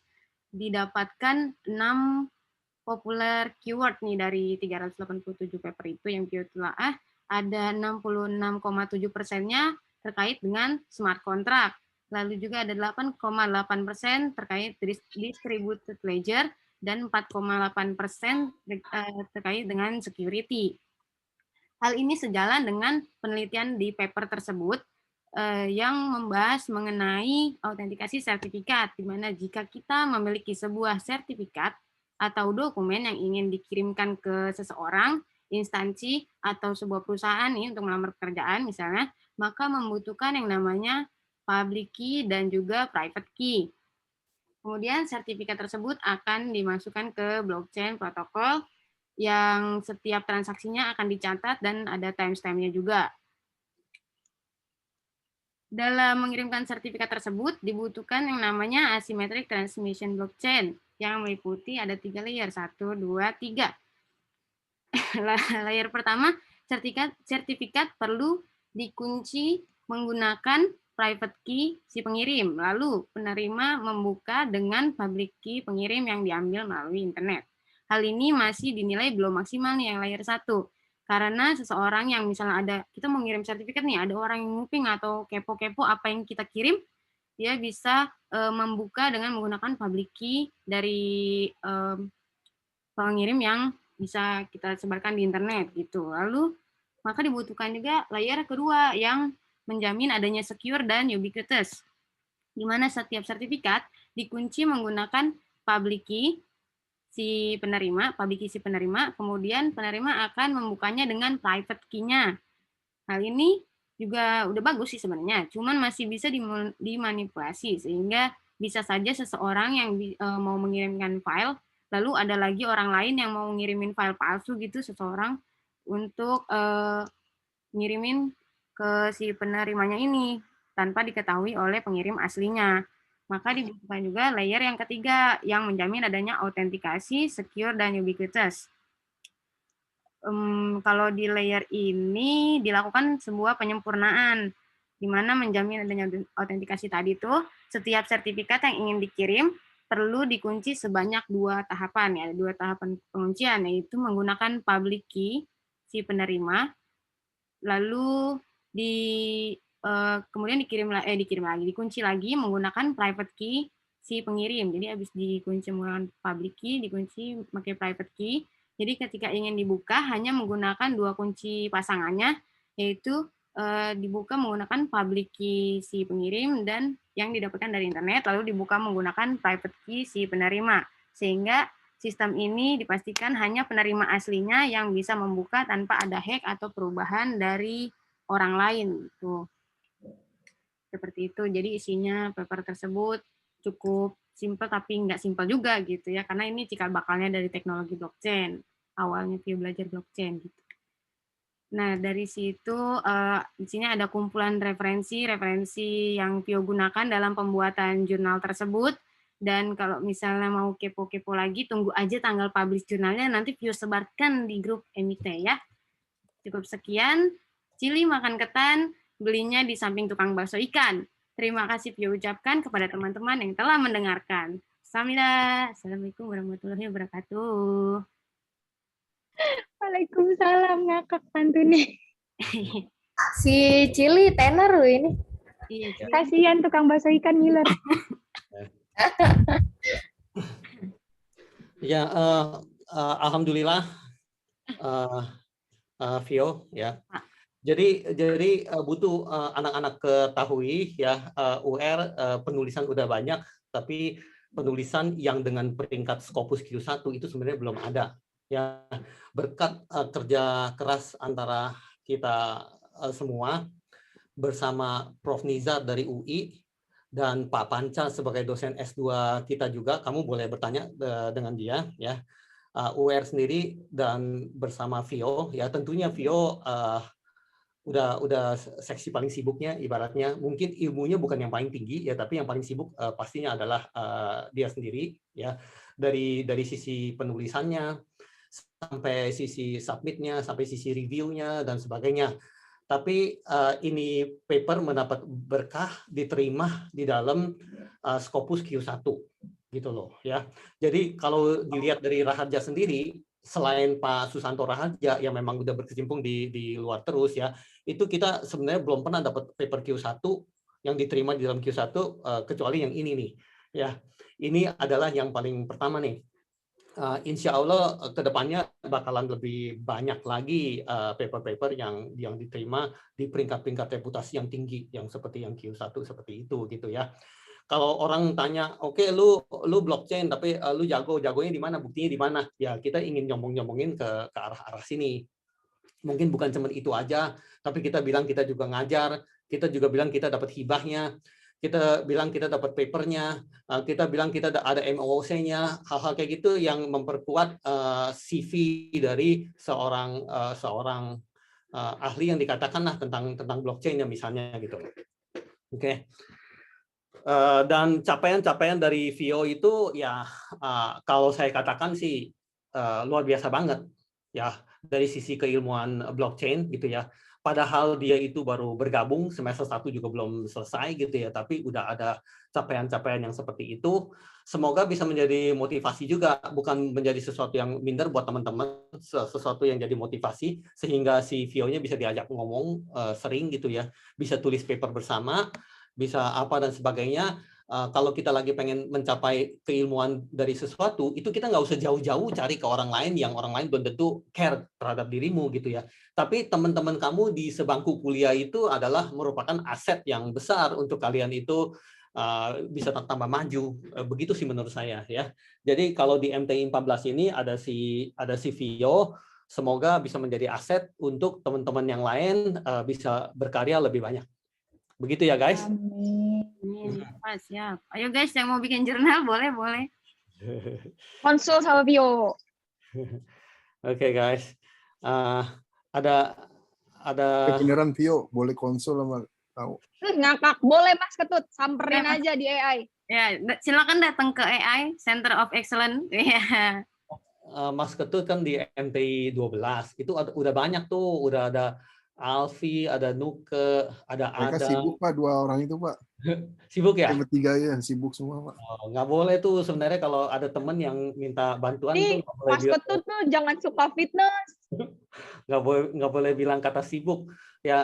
UR sebagai dosen juga Astagfirullahaladzim. sama ya, kalau ada mahasiswa yang ingin konsul berbagi pikiran dan sebagainya, itu UR nggak boleh bilang sibuk ya, itu udah tugas tanggung jawab. Oke, tetap kita lagi beruber-uberan dengan waktu. Sekarang ini kita persilakan Alfi ya untuk menyampaikan. Tadi ada David yang ngomong kalau misalnya memang ada waktu. Halo, kedengeran nggak? Kedengeran Pak. Kedengeran ya? Oke. Oke ya. Nah, nanti kalau ada waktu si David bisa masuk ya. Oke, silakan. Alfi silakan. Thank you. Siap Pak.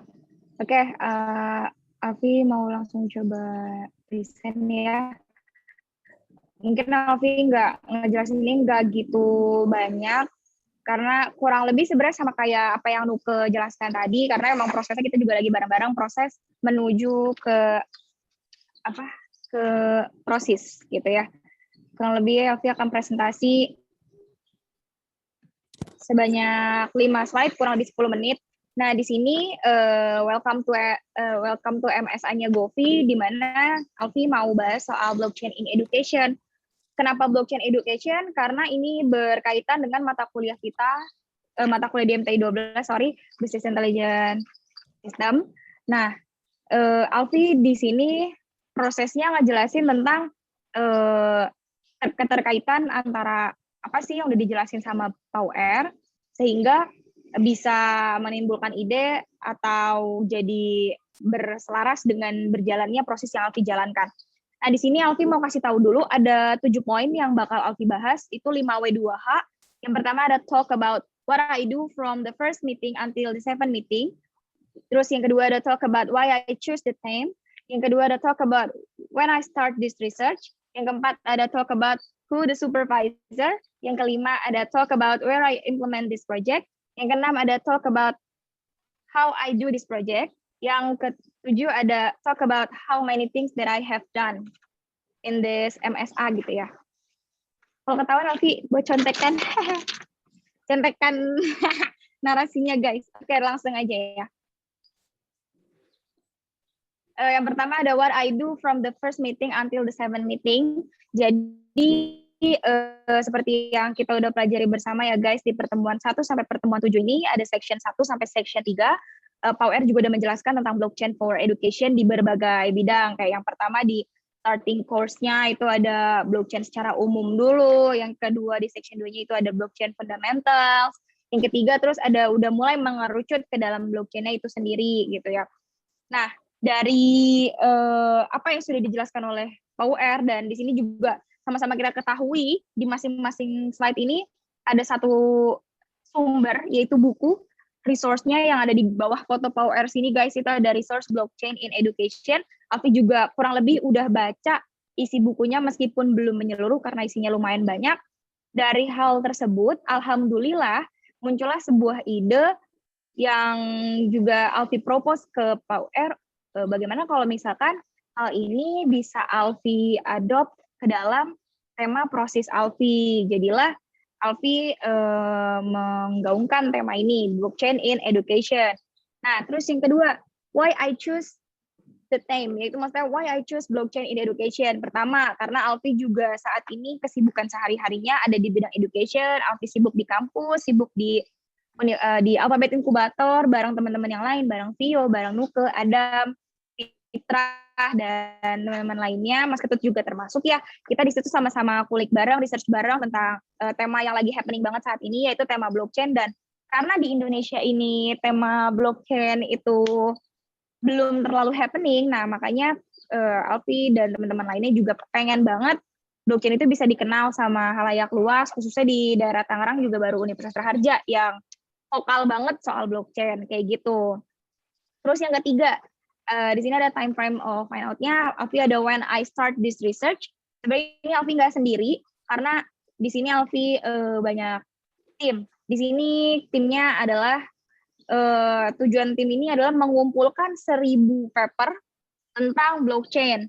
Nah, when I start itu ada di November 2020, di sini tepat tanggal 3 November 2020, dan dunia adalah Maret tanggal 31 di 2021 ini. Jadi udah beberapa bulan, kurang lebih 5 bulanan, kita bentuk tim untuk kita find out tentang paper-paper yang ada, tentunya paper internasional yang beredar, entah itu Q1 sampai Q selanjutnya atau non-Q sekalipun, itu kita filter, sehingga alhamdulillah kita sudah berhasil menemukan 1054 paper. Nah, di sini timnya ada siapa aja?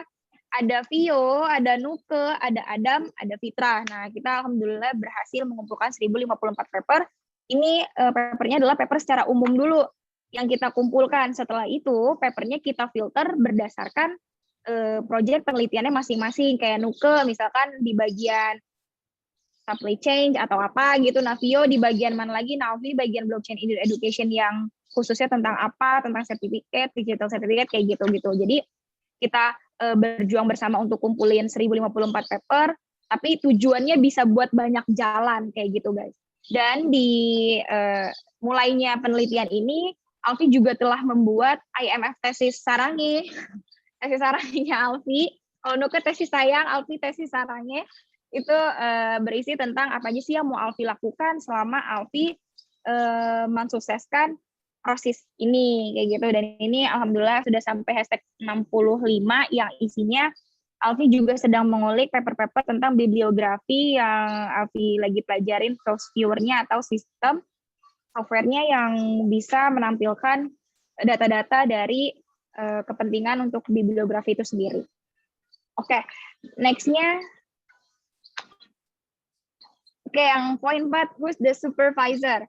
Sama dengan Nuke, Alfi punya pembimbing yaitu Super 1 ada Prof. UR, Super 2-nya ada Prof. Henry. Di sini alhamdulillah Alfi juga udah banyak sharing, kesehariannya sih lebih banyak sharingnya ke UR, sehingga bisa terwujud ini punya proses, temanya udah lebih mengerucut kemana. Jadi alhamdulillah tema proses Alfi sudah lebih mengkristal kayak gitu.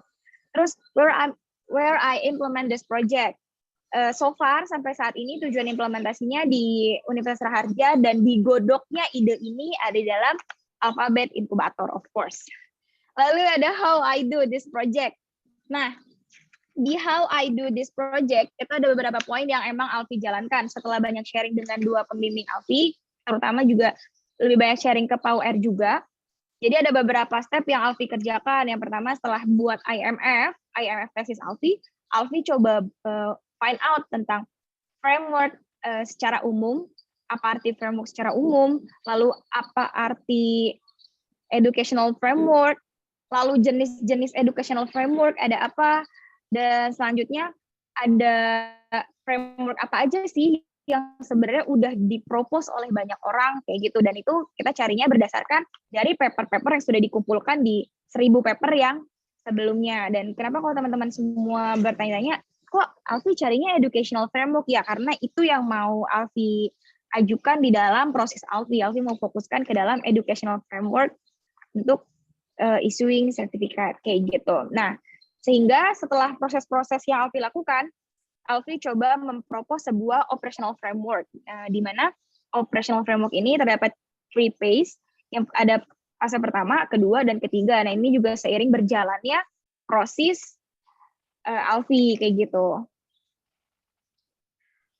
Next, kita masuk ke dalam slide selanjutnya. Jadi, how many things that I have done? Alfi baru menyelesaikan 2 national paper, memang belum disubmit kemana-mana karena ini masih jadi draft, tapi lagi proses submit ya, teman-teman. Dan nggak jauh-jauh, pasti tema yang diambil adalah tema blockchain. Yang kedua, Alfi juga sudah menyelesaikan proses Alfi yang bab 1, dan alhamdulillah itu sudah di-ACC oleh Pak UR, dan sekarang lagi ongoing chapter 2-nya, kayak gitu.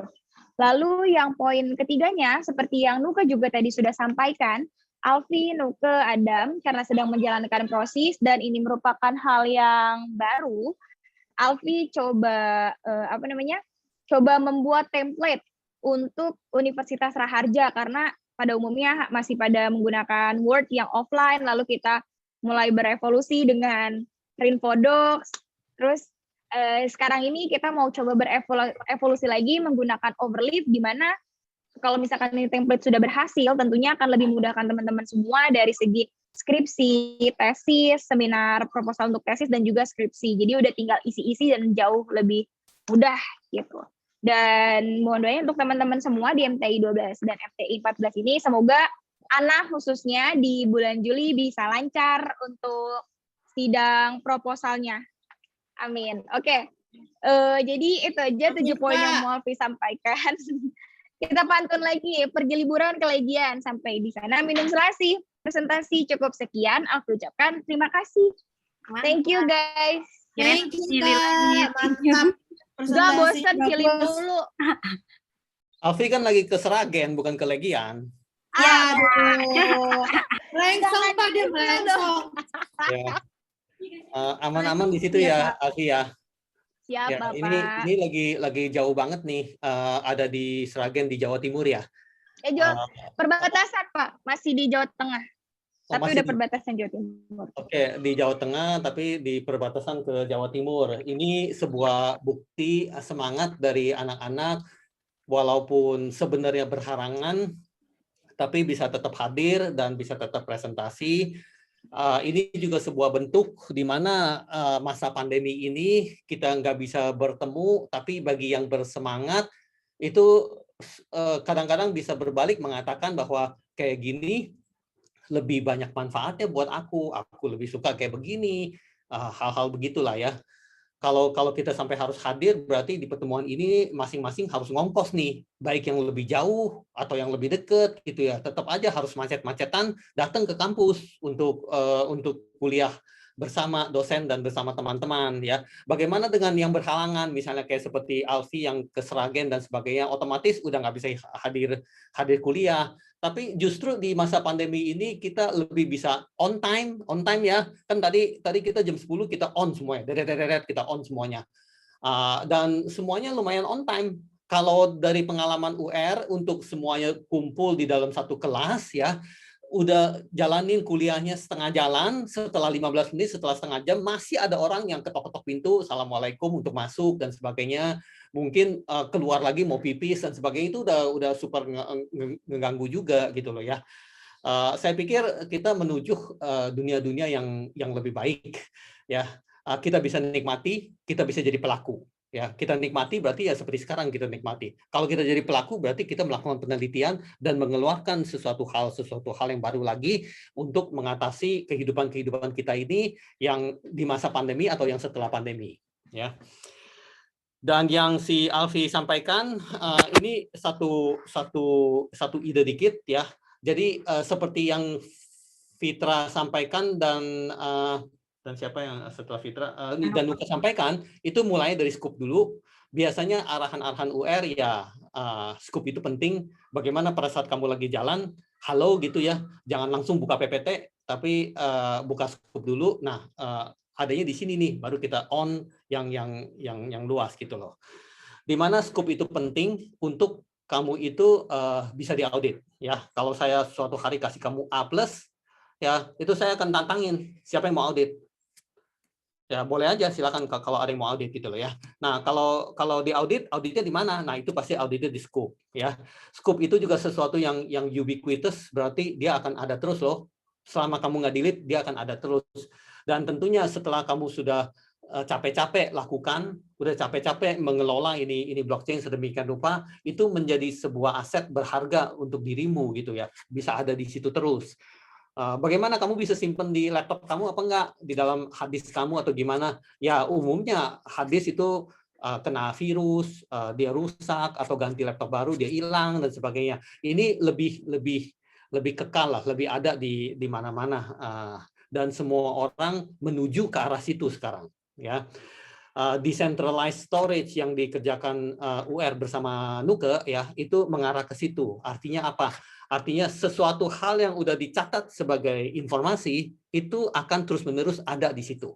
Dan itu adalah semangat dari decentralized storage. Sekarang ini, walaupun di web melalui HTTP itu kita bisa akses sebegitu banyak informasi, tapi banyak informasi yang hilang juga dengan adanya server yang ditutup, yang down dan sebagainya. Ya, setelah sekian lama orang udah nggak mau membiayai server ini lagi dan dia akan tutup dan segala hal yang ada di situ semuanya di-delete. Ya, dan kita menuju decentralized storage itu akan menuju ke suatu era yang apapun nggak akan di-delete. Ya, jadi kita sudah mulai tentang hal-hal seperti begitu. Kita menciptakan scoop yang ada di IME, yang ada di Alphabet Incubator dan sebagainya. Semangatnya adalah setelah 10 tahun kemudian kalian punya hasil karya dari sisi keilmuan itu tetap ada di situ. Ya, kalau kamu suatu hari lagi melamar pekerjaan, terus orang ada tanya-tanya tentang kamu punya proyek-proyek yang kamu lagi sedang buat, ya itu kamu balik ke scoop kamu juga. Ya, jadi kalau scoop itu katanya untuk dosen atau untuk perguruan tinggi, sesungguhnya scoop itu untuk kalian sendiri. Ya, berarti nanti yang memanfaatkan scoop tersebut itu juga kalian juga masing-masing pribadi. Ya, nah itu kembali ke bagaimana kalian masing-masing ingin menuangkan waktu untuk menciptakan scoop ya sistem kuliah portofolio ini dengan sebaik-baiknya. Ya, jadi masukan buat Alfi itu seperti itu. Jadi kamu tetap mesti bisa mulai dari scoop ya. Ya, ya itu Pak. Selalu begitu. Oke. Ya. Terus kalau tadi ada pernyataan dari Alfi blockchain itu belum banyak, ya belum banyak diketahui atau belum begitu penting dan sebagainya gitu ya. Tapi kalau kita sesungguhnya banyak menerobos tentang blockchain itu tentunya tentang teknologi blockchain itu udah banyak dipentingin. Dari sisi mana kita tahunya? Kalau kita dari sisi Menteri Keuangan, berarti Sri Mulyani, ya bagaimana dia itu memperhatikan blockchain untuk kemajuan dari perpajakan kita dan penerimaan masukan untuk negara dan sebagainya, itu blockchain udah sangat penting. Dan berarti arah ke dalam situ mungkin 1-2 tahun kemudian tanpa kita sebagai pelaku, kita juga akan menikmati perpajakan kita semuanya udah dengan menggunakan blockchain. Ya, bagaimana dengan hal-hal lain dan sebagainya itu bisa dicerminkan melalui RIRN ya, rencana induk riset negara ya, bagaimana dia memperhatikan ke arah teknologi AI dan teknologi blockchain. Ya, tentunya itu merupakan teknologi yang sangat dibutuhkan oleh negara. Itu sudah tidak diragukan lagi. Hanya pertanyaannya adalah kamu nanti tinggal nikmati aja atau kamu jadi pelakunya, gitu aja. Ya, kalau kamu di sisi bidang edukasi, ilmuwan atau di bidang pendidikan dan sebagainya, sebaiknya kita bercita-cita untuk jadi pelakunya, bukan sekedar menikmati saja, ya. Karena kita bukan masyarakat biasa. Kita pendidikan yang sebenarnya ujung tombak dari terobosan-terobosan ilmu. Oke, Alfi, ada satu atau dua yang ingin menanggapi Alfi sebelum kita persilakan David. Fitra ada Pak, Fitra. Ya, Fit. Gimana, Fit? Oke. Fitra, untuk presentasi dari Kak Alfi itu keren banget karena bisa propose yang baik dan disrupsi banget lah dari yang pertama yang tadi yang Word, terus pindah ke Infodocs, dari Infodocs bisa ke LaTeX kayak gitu kan. Jadi ke Overleaf ya, bukan ke LaTeX. Terus iya, sama aja Bun. Ya, harusnya kita bilang ke LaTeX ya. Kalau Overleaf itu hanya sebuah alat untuk brand. Iya, brandnya oke. Berarti kan bisa ininya ke LaTeX kayak gitu. Jadi ya sebuah hal yang disrupsi banget untuk dari mahasiswa pasca sarjana yang bisa dipropos sebagai template dari Universitas Sahaja dan bisa dijadikan template ke seluruh universitas aja juga kan ya Kak. Nah, Betul sekali. dari Fitra sih sebenarnya mau tanya Kak, dari yang apa yang Kakak purpose ini, apakah ada niatan atau rencana bahwa ini akan ditetapkan dan disahkan oleh Pak Rektor? Jadi gini, Fit. Iya. Bapak mau jawab apa gimana, Pak? Ya, saya pikir itu santai-santai aja ya. Mantap. Jadi jangan sampai anak-anak kita berasa kuliah di sini terlalu susah ya. Ya, benar. Berarti mau boleh, nggak juga nggak apa-apa gitu loh ya. Sama-sama akan menghasilkan itu gitu ya. Tapi kalau kamu bisa menghasilkannya melalui latex ya, kamu boleh sampaikan keunggulan-keunggulan kamu di dalam presentasi kamu gitu loh ya. Ingat, keunggulan itu sebenarnya untuk diri sendiri gitu. Tapi orang seolah-olah merasa bahwa keunggulan itu untuk orang lain gitu loh ya. Dan ini yang membuat kita itu walaupun swasta, perguruan tinggi kecil yang kadang-kadang kurang dikenal oleh orang ya. Tapi sebenarnya dari sisi keilmuan kalau kita masuk ke dalam latex dan sebagainya itu lebih ke arah perguruan tinggi negeri yang ternama gitu loh. Ternama berarti kalau misalnya yang di Banten apa ya lupa aja. Untirta gitu ya, itu pasti belum pakai itu. Tapi kalau misalnya kamu di ITB atau kamu di UI gitu ya, itu tentunya udah mesti pakai itu. Atau universitas swasta yang katanya udah nomor 1 banget lah ya, seperti kayak BINUS gitu dan sebagainya. Ya dia akan pakai itu gitu loh ya. Kalau orang lagi penasaran tentang keunggulan dia korek dari kiri ke kanan, semuanya unggul gitu loh. Termasuk salah satunya adalah dengan menggunakan latex ini ya. Kok latex sih apa dan sebagainya, itu silakan aja kamu cari melalui Wikipedia, melalui apa dan sebagainya. Kenapa penulisan saintifik, penulisan keilmuan itu menggunakan ini dan sebagainya gitu loh ya. Oke, jadi dari kita untuk kita ya berarti jangan mikirin dosennya mana nih kok nggak siapin ini. Ya kalau mau siapin ya mahasiswanya lagi yang siapin, gitu aja ya. Dan alhamdulillah di sisi ini ada si Alfi, ada si Nuke yang siapin. Kalau udah jadi gimana? Ya tinggal dipakai gitu loh. Ya. Latex itu kalau kita lihat sekedar rumit ya, kayak seperti coding ada di mana-mana. Tapi kalau udah ada template-nya tinggal pakai gitu loh. Ya, kemana-mana juga di mana ada kerumitan orang berusaha mempermudah ya. JavaScript bagaimana? Kalau bisa dipermudah gitu loh ya, sampai siapa juga bisa. Python bagaimana? Kalau bisa dipermudah juga sampai semua juga bisa gitu loh ya. Nggak ada orang yang pikirannya bagaimana mempersulit gitu loh ya. Oke. Jadi ya terima kasih masukannya dari Fitra ya. Kalau misalnya kita katakan mendisrupsi banget, saya mah setuju bahwa itu mendisrupsi banget ya. Sesuatu yang di kita dulunya belum ada tapi sekarang ada, bukankah itu disrupsi? Siapa yang siapin? Ya kalian yang siapin. Jangan suruh UR yang siapin gitu loh ya. Dimana kalau mau berkarya siapapun bisa, anak-anak siapapun bisa gitu loh ya. Nggak harus Alfi, nggak harus Nuke. Nggak harus siapa-siapa yang tadi sudah presentasi gitu, siapapun bisa ya. Kalau mau spend time, mau kerja keras ya, berasa bahwa kalau ini berhasil ilmunya ada di diriku gitu ya, bukan ada di orang lain gitu ya, itu silakan aja gitu ya. Tapi kalau misalnya kiranya oh ya aku yang penting lulus ya, S2 yang penting lulus ya, habis itu yang lain aku nggak mau tahu, nggak dapat ilmunya juga nggak apa-apa ya. Ada yang berpikiran kayak gitu ya, mangga saja gitu loh ya. UR hanya sebagai salah satu dosen di antara yang kalian belajar gitu loh ya. Di mana kalau temanya berkaitan dengan blockchain, keterlibatan dengan UR akan lebih banyak gitu ya. Kalau enggak gitu ya, UR hanya sekedar satu dosen di antara mata kuliah kalian. Oke guys, ya jadi sekarang kayaknya masih ada waktu di sini 11.47. Tadi ada David yang mengusulkan diri untuk supaya bisa tampil. Silakan David. Ya, terima kasih Pak UR.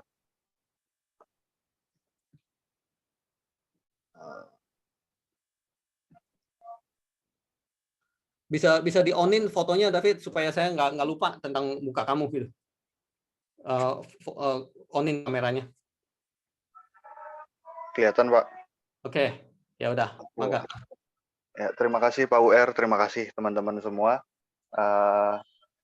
Sini saya mau sedikit sharing tentang hal yang udah basi, yaitu privacy.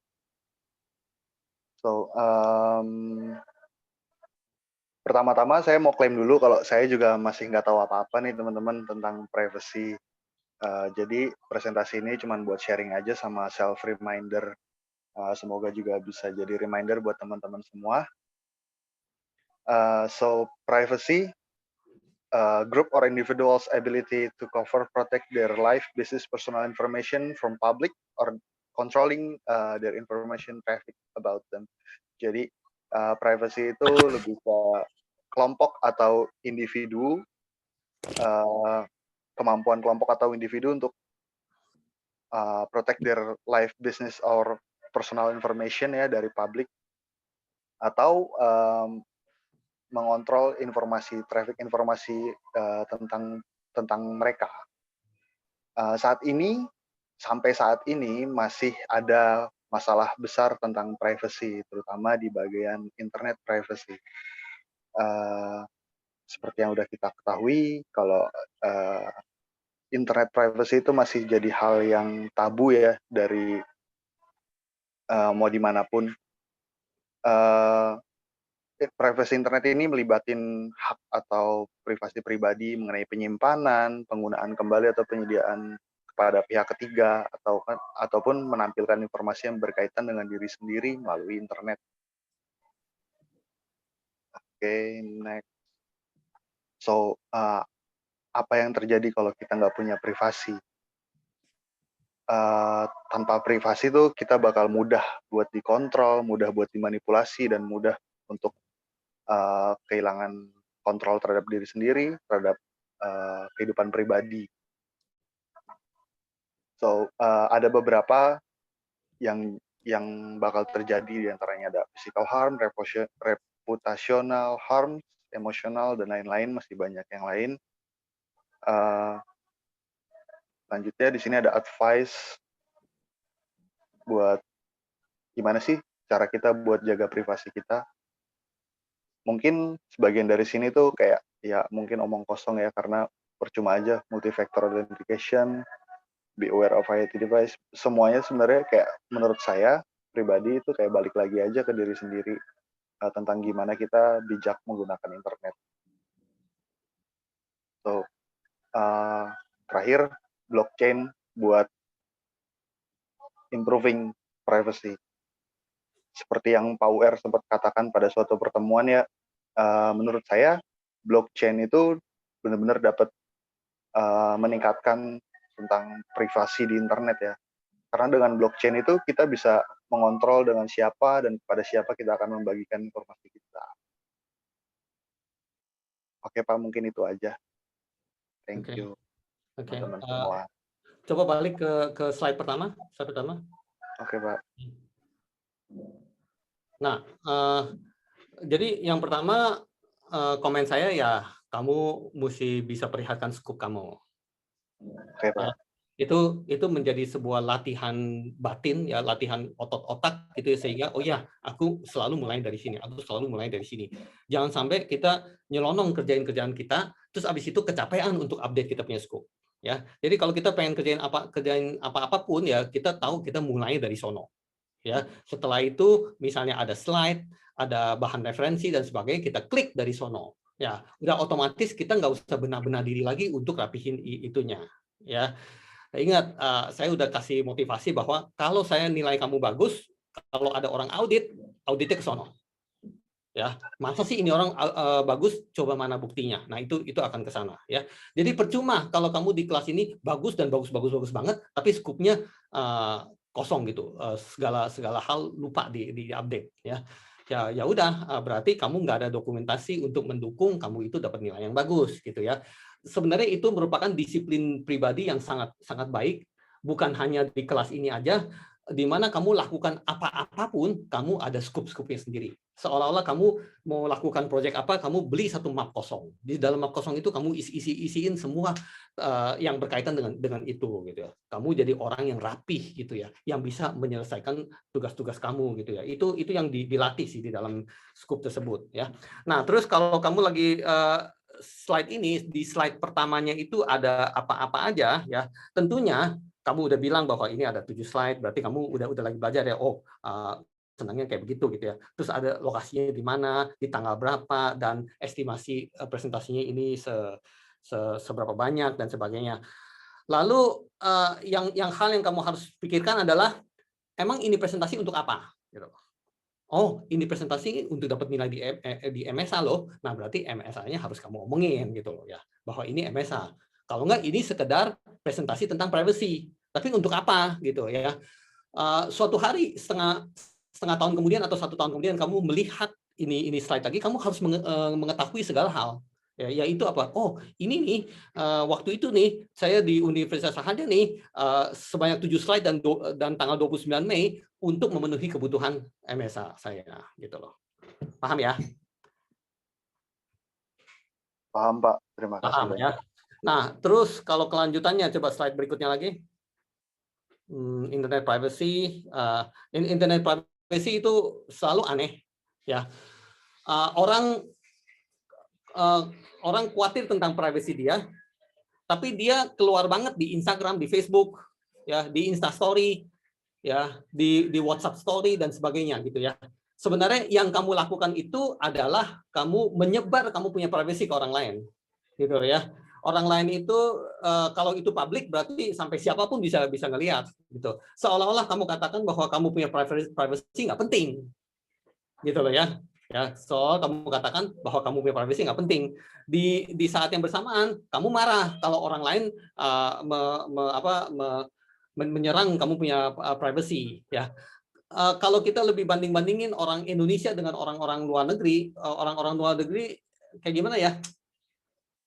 Terutama di negara bule ya, berarti di Australia atau di New Zealand ya, itu lebih tutupin dia punya kegiatan-kegiatan privacy ya, nggak semata-mata apapun gitu ya, tinggal dikeluarin di Instagram, di TikTok dan sebagainya gitu loh ya.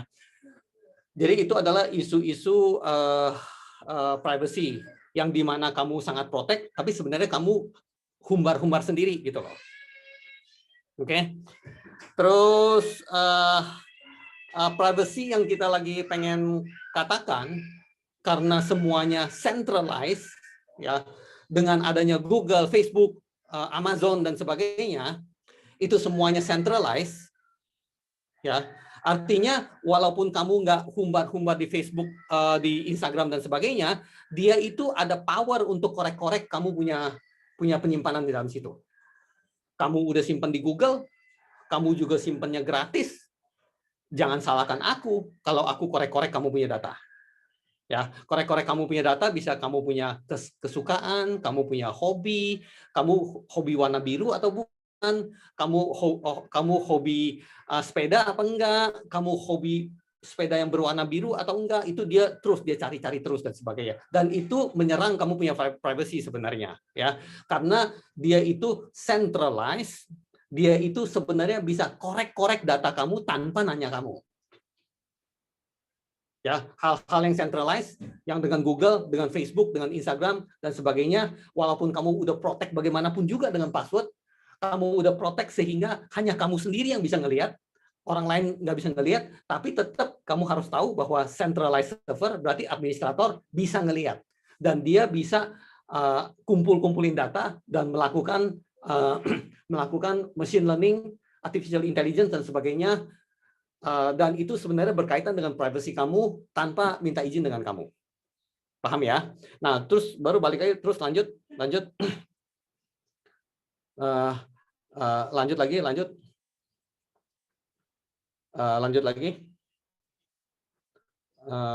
lagi.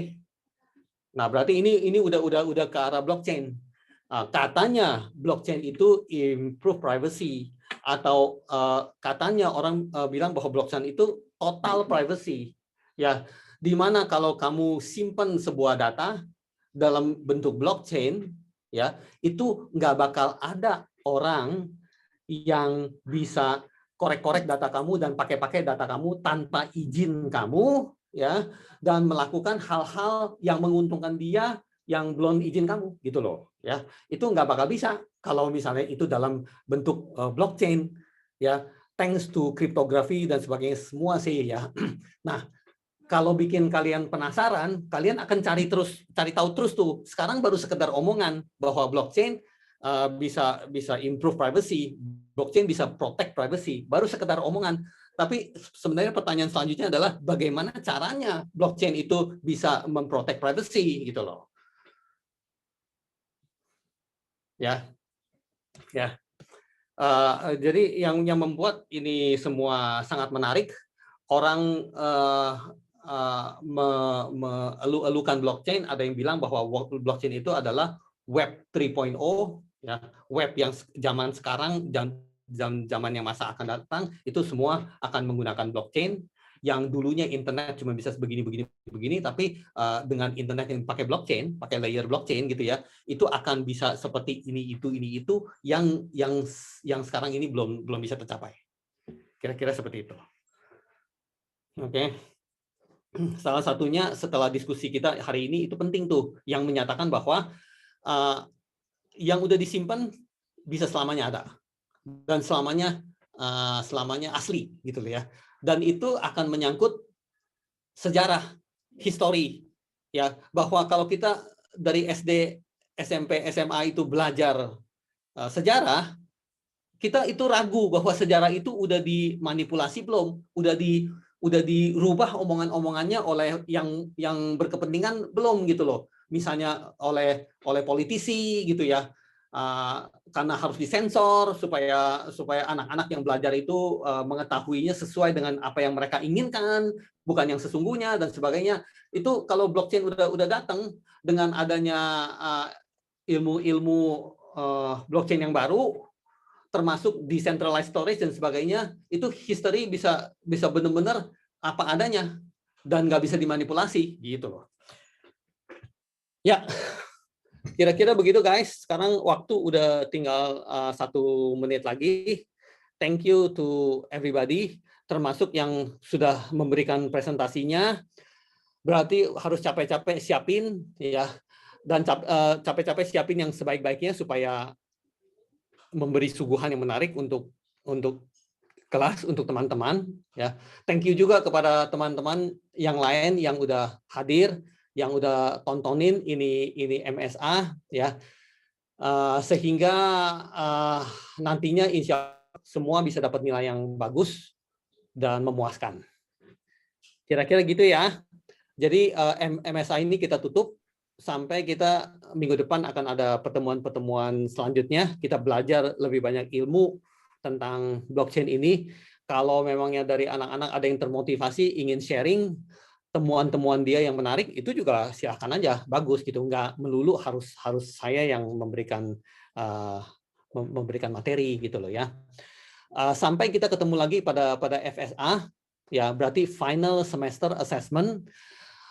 Di situ saya akan penasaran lagi tentang semua yang ada di sini, apa yang telah mereka lakukan, termotivasi lakukan, sehingga bisa sharing hal-hal yang bermanfaat untuk kita semua, termasuk saya. Ya, dan ini dikatakan dari sekarang, kenapa? Supaya kalian bisa lebih siap-siap di tengah kesibukan kalian, bisa tuangkan waktu barang setengah jam, 1 jam setiap harinya untuk supaya belajar ilmu ini. Tentunya pada saat lagi FSA itu sekian jam kalau udah dikumpulkan akan menjadi bukit gitu loh, akan menjadi banyak dan FSA-nya bisa menjadi bagus gitu loh ya. Jadi begitu dulu ya guys. Thank you so much ya guys. Thank you so much Pak UR. Ya, masih ada banyak UTS yang lain yang harus kalian hadapi di jam 1, di jam 3 dan sebagainya. Semoga sukses ya guys. Amin. Thank you Pak UR. Thank you, Pak. Kita foto dulu guys. Terima kasih Pak. On kamera, foto dulu. Terima kasih teman-teman. Yuk foto yuk, open kamera guys. Fitra. Ya, lanjut aja Vi. Oh, oke. Kavi, buka kamera nggak? Ya, 1, 2. 1, 2, 3. Lagi. Slide yang kedua. 1, 2, 3. Oke, sudah. See you guys. Bye-bye. Bye-bye. Thank you, Pak. Bye-bye. Thank you. Sukses semuanya. Yes. Terima kasih, Pak. Terima kasih. Lancar UTS ya, guys.